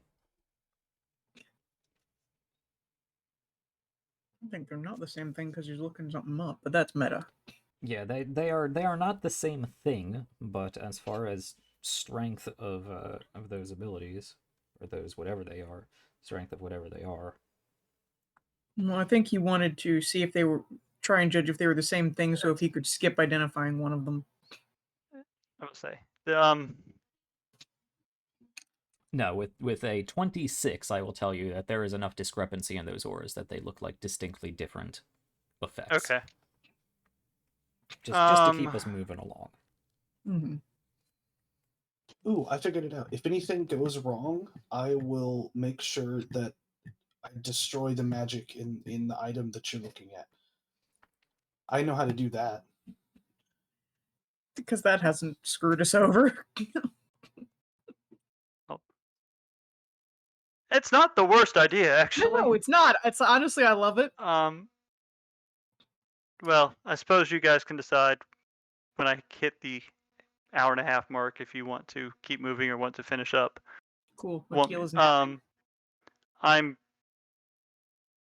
guess going I to could just say cast it on you to stop the effect being transferred into you. Is that how that works? That's a good question. I don't know. I guess we'll find out. I don't I- understand a lot of magic. Me neither. Good. concerning. I'm glad I'm not the only one then. So, armor, spear, shield, divination, then the two enchantments. Armor, spear, shield, the divination, the two enchantments. That's 6 items. I'm sorry, I was just going through Oh, kind I of thought order-wise. you were giving me an order. I was, yeah. Okay. Sorry. Good. I was saying, am I okay to just go ahead and roll my hit dice? Sure, go ahead. Just remember you Okay, have I just 2 less. I know I felt bad interrupting, but it's just when it's like, we doing this? I'm okay to do it. Yep.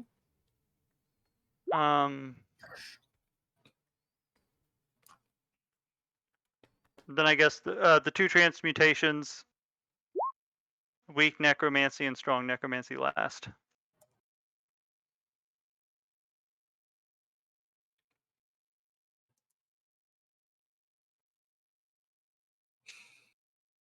Okay, so at the hour-and-a-half mark, you will have one of the transmutation effects and both of the necromancy effects still left to go if they choose to Yep. tell you to get moving. Okay. That's so, fair. Those necromancy seems like it might be the least useful in here. We're at the end here, so I will just give you I'll just describe this loot for you, and it's up to you whether you want to take it or not. Perfect. Okay, so there is the armor just looks like magic armor. Okay. It is actually plus. Yeah, it's +1 scale mail. It's just standard +1 scale mail. Likewise, Not as cool as open steel. no, just very basic +1 to AC plus whatever a scale mail is. You said the spear is next, and I will send that to you. The spear is likewise a +1 spear, +1 bronze spear.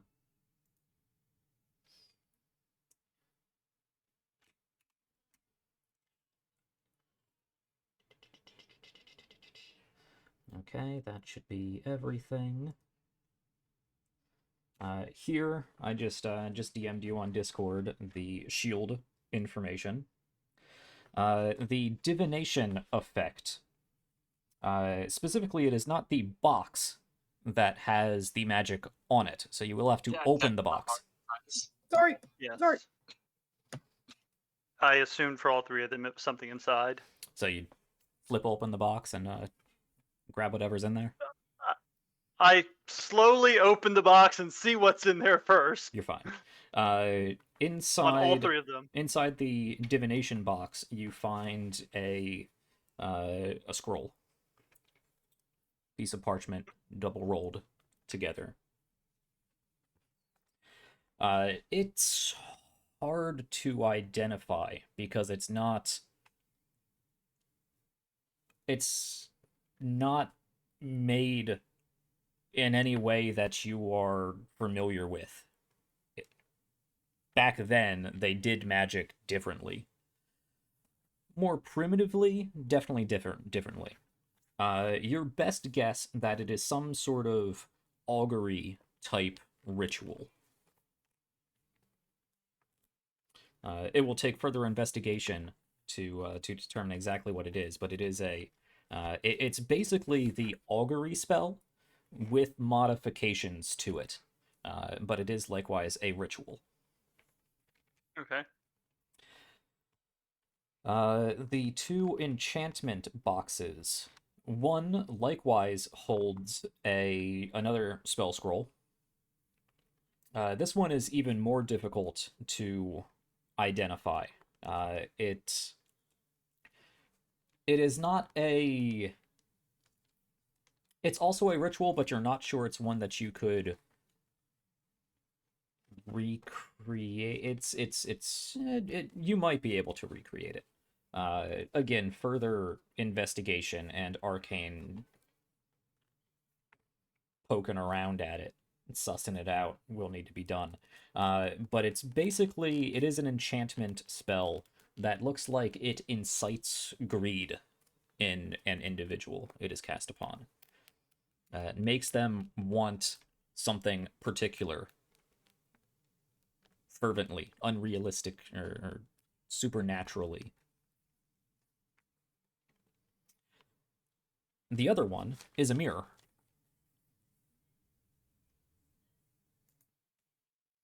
Seeing it, but not looking directly in it. Okay. I will likewise send you the details for this mirror. I have this up somewhere, don't I? No, I must have closed that. Oh, also, while you're in Discord typing to me, can you actually access that link I sent you? I can give that a try.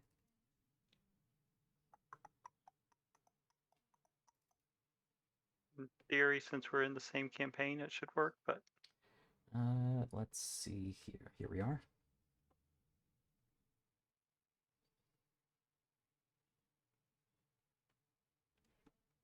I'll just tell you what the mirror does. It is a mirror of positive reinforcement.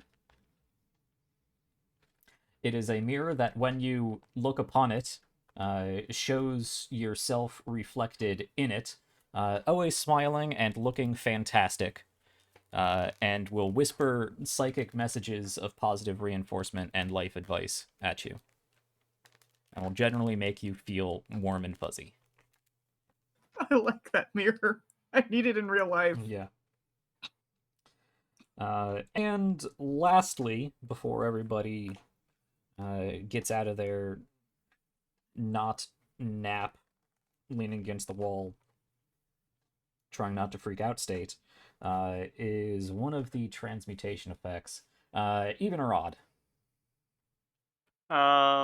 Even. This is a potion of dragon's breath. Specifically bronze.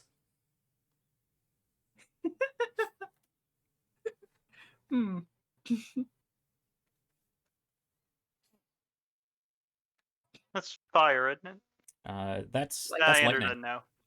Oh, lightning. That's You Sevgi. should know, because Sevgi's been traveling with you for a while. She's bronze. Not that it's really come up all Oh. that much, to be fair. That's right. But I know it somehow. It hasn't is- come up, yeah. to be honest. She is dragon blood sorceress. That's right, or whatever dragon heritage, Yep. whatever they call it. Draconic ancestry. Make me a history check. Alrighty. God damn it. Yeah, for your purposes, you don't know. In fact, Cool. yeah, it's definitely fire. Bronze, they definitely breathe fire. All right. This is a potion. I of fire want him to breath. say that out loud to Sevki. Yeah. Just so she could be like,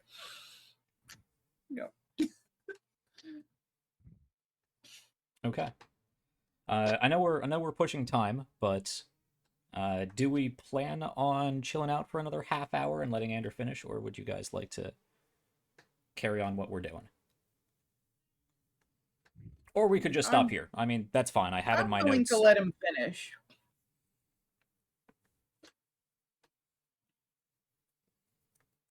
I mean, I'm back to full health, but I'm willing to let him finish. Let me. An extra 30 minutes doesn't sway me one way Sure. or another as far as Yeah. the game is concerned. Okay. Yeah, we're gonna take the time to identify the rest of the items. I'm totally Cool. cool with that. Yeah. I don't care. That was really more specifically if Shliva was going to be like, hey, we're done, let's get moving, since you were. Yeah, I was trying to had give issues, yeah. anyone who wanted to keep moving the option. So the other transmutation potion is a potion of enlarge.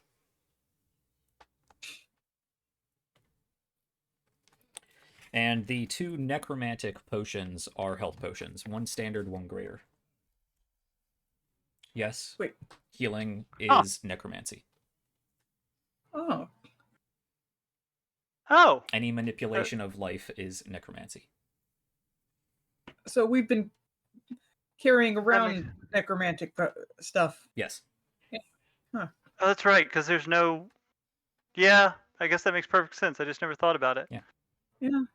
There's no like divine school for healing Yeah, magic there's or not something. like a restoration. I think in 5th that edition, sense. they changed healing magic to be something stupid, like evocation or conjuration, It's evocation Yeah. magic in 5th edition. Yeah. but Hmm. it's necromancy. Yeah, that In would make Jet's world, perfect it's sense. necromancy. And I'm pretty sure in 3.5 it was necromancy, and necromancy makes sense, so it's necromancy in Yeah, my it world. does. Take a drink. Haha, Oh yeah. cheers. Yeah, Was it- I mean, You you're don't right. hear It any of does. us arguing against it. 3.5 Because best while edition. evocation is energy, it tends to be elemental or energy of like the base kind of fundamental sort. Whereas yeah, necromancy is life Fun energy. fact, Hmm. 3.5, all healing spells are considered conjuration magic. That's been even later. weirder though. Yeah. That makes even less sense than evocation. I know at some point Oh, they but- were necromancy. So Or one maybe of them was it's- I standard don't and know. one was greater. Yeah, you one said? standard, one greater. So a 2d4 Okay. plus 2 and a 4d4 plus 4. Well, I still have potions, so you can dole those out as you please. Okay. And one last question before we call it.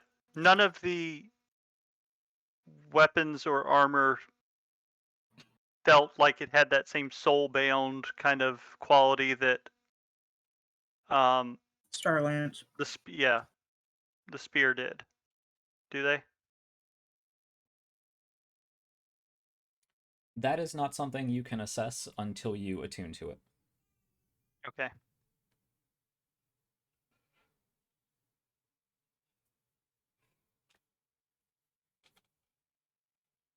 That's fair. Okay. Well, we're over, so I assume we will pick up next week, just as Ander is coming out of his oily, glazed over stupor, and we can decide what we're doing with Drawn on all his this face. stuff, and move on along.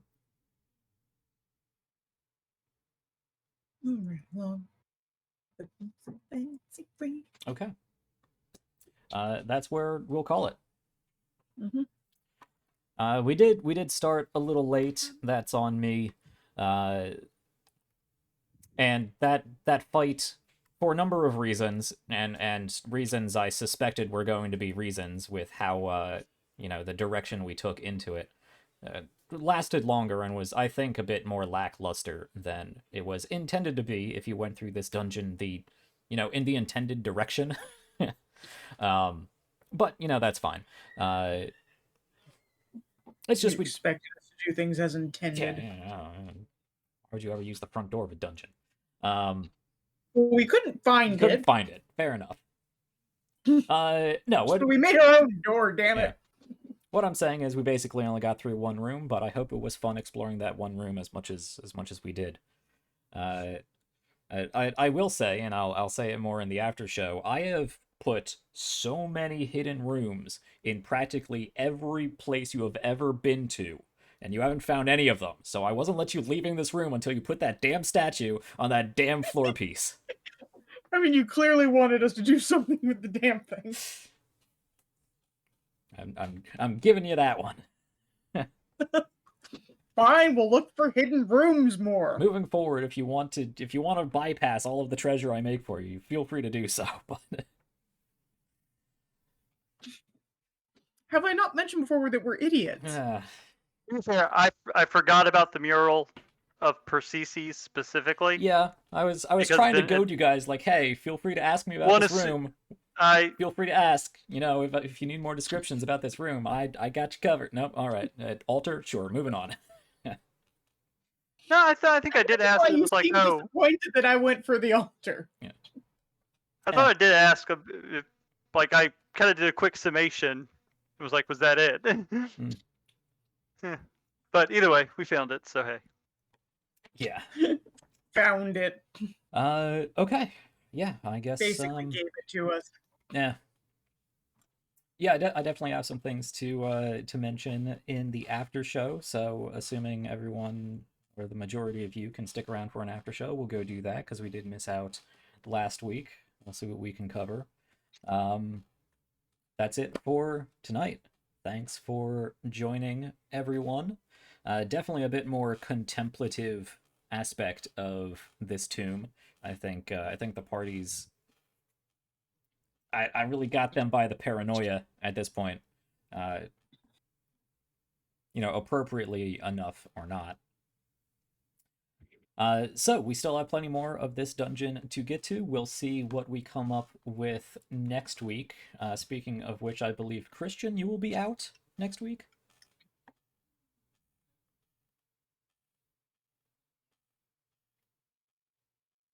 We can discuss scheduling, later if you want, but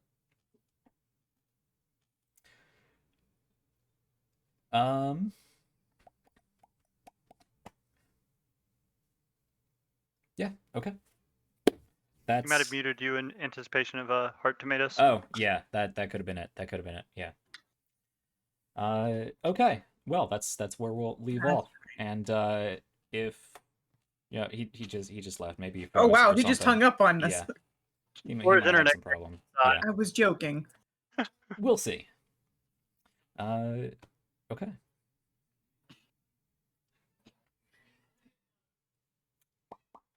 Yeah, I don't think I have anything fancy tonight. Searching for that segue. Yeah, I'm trying.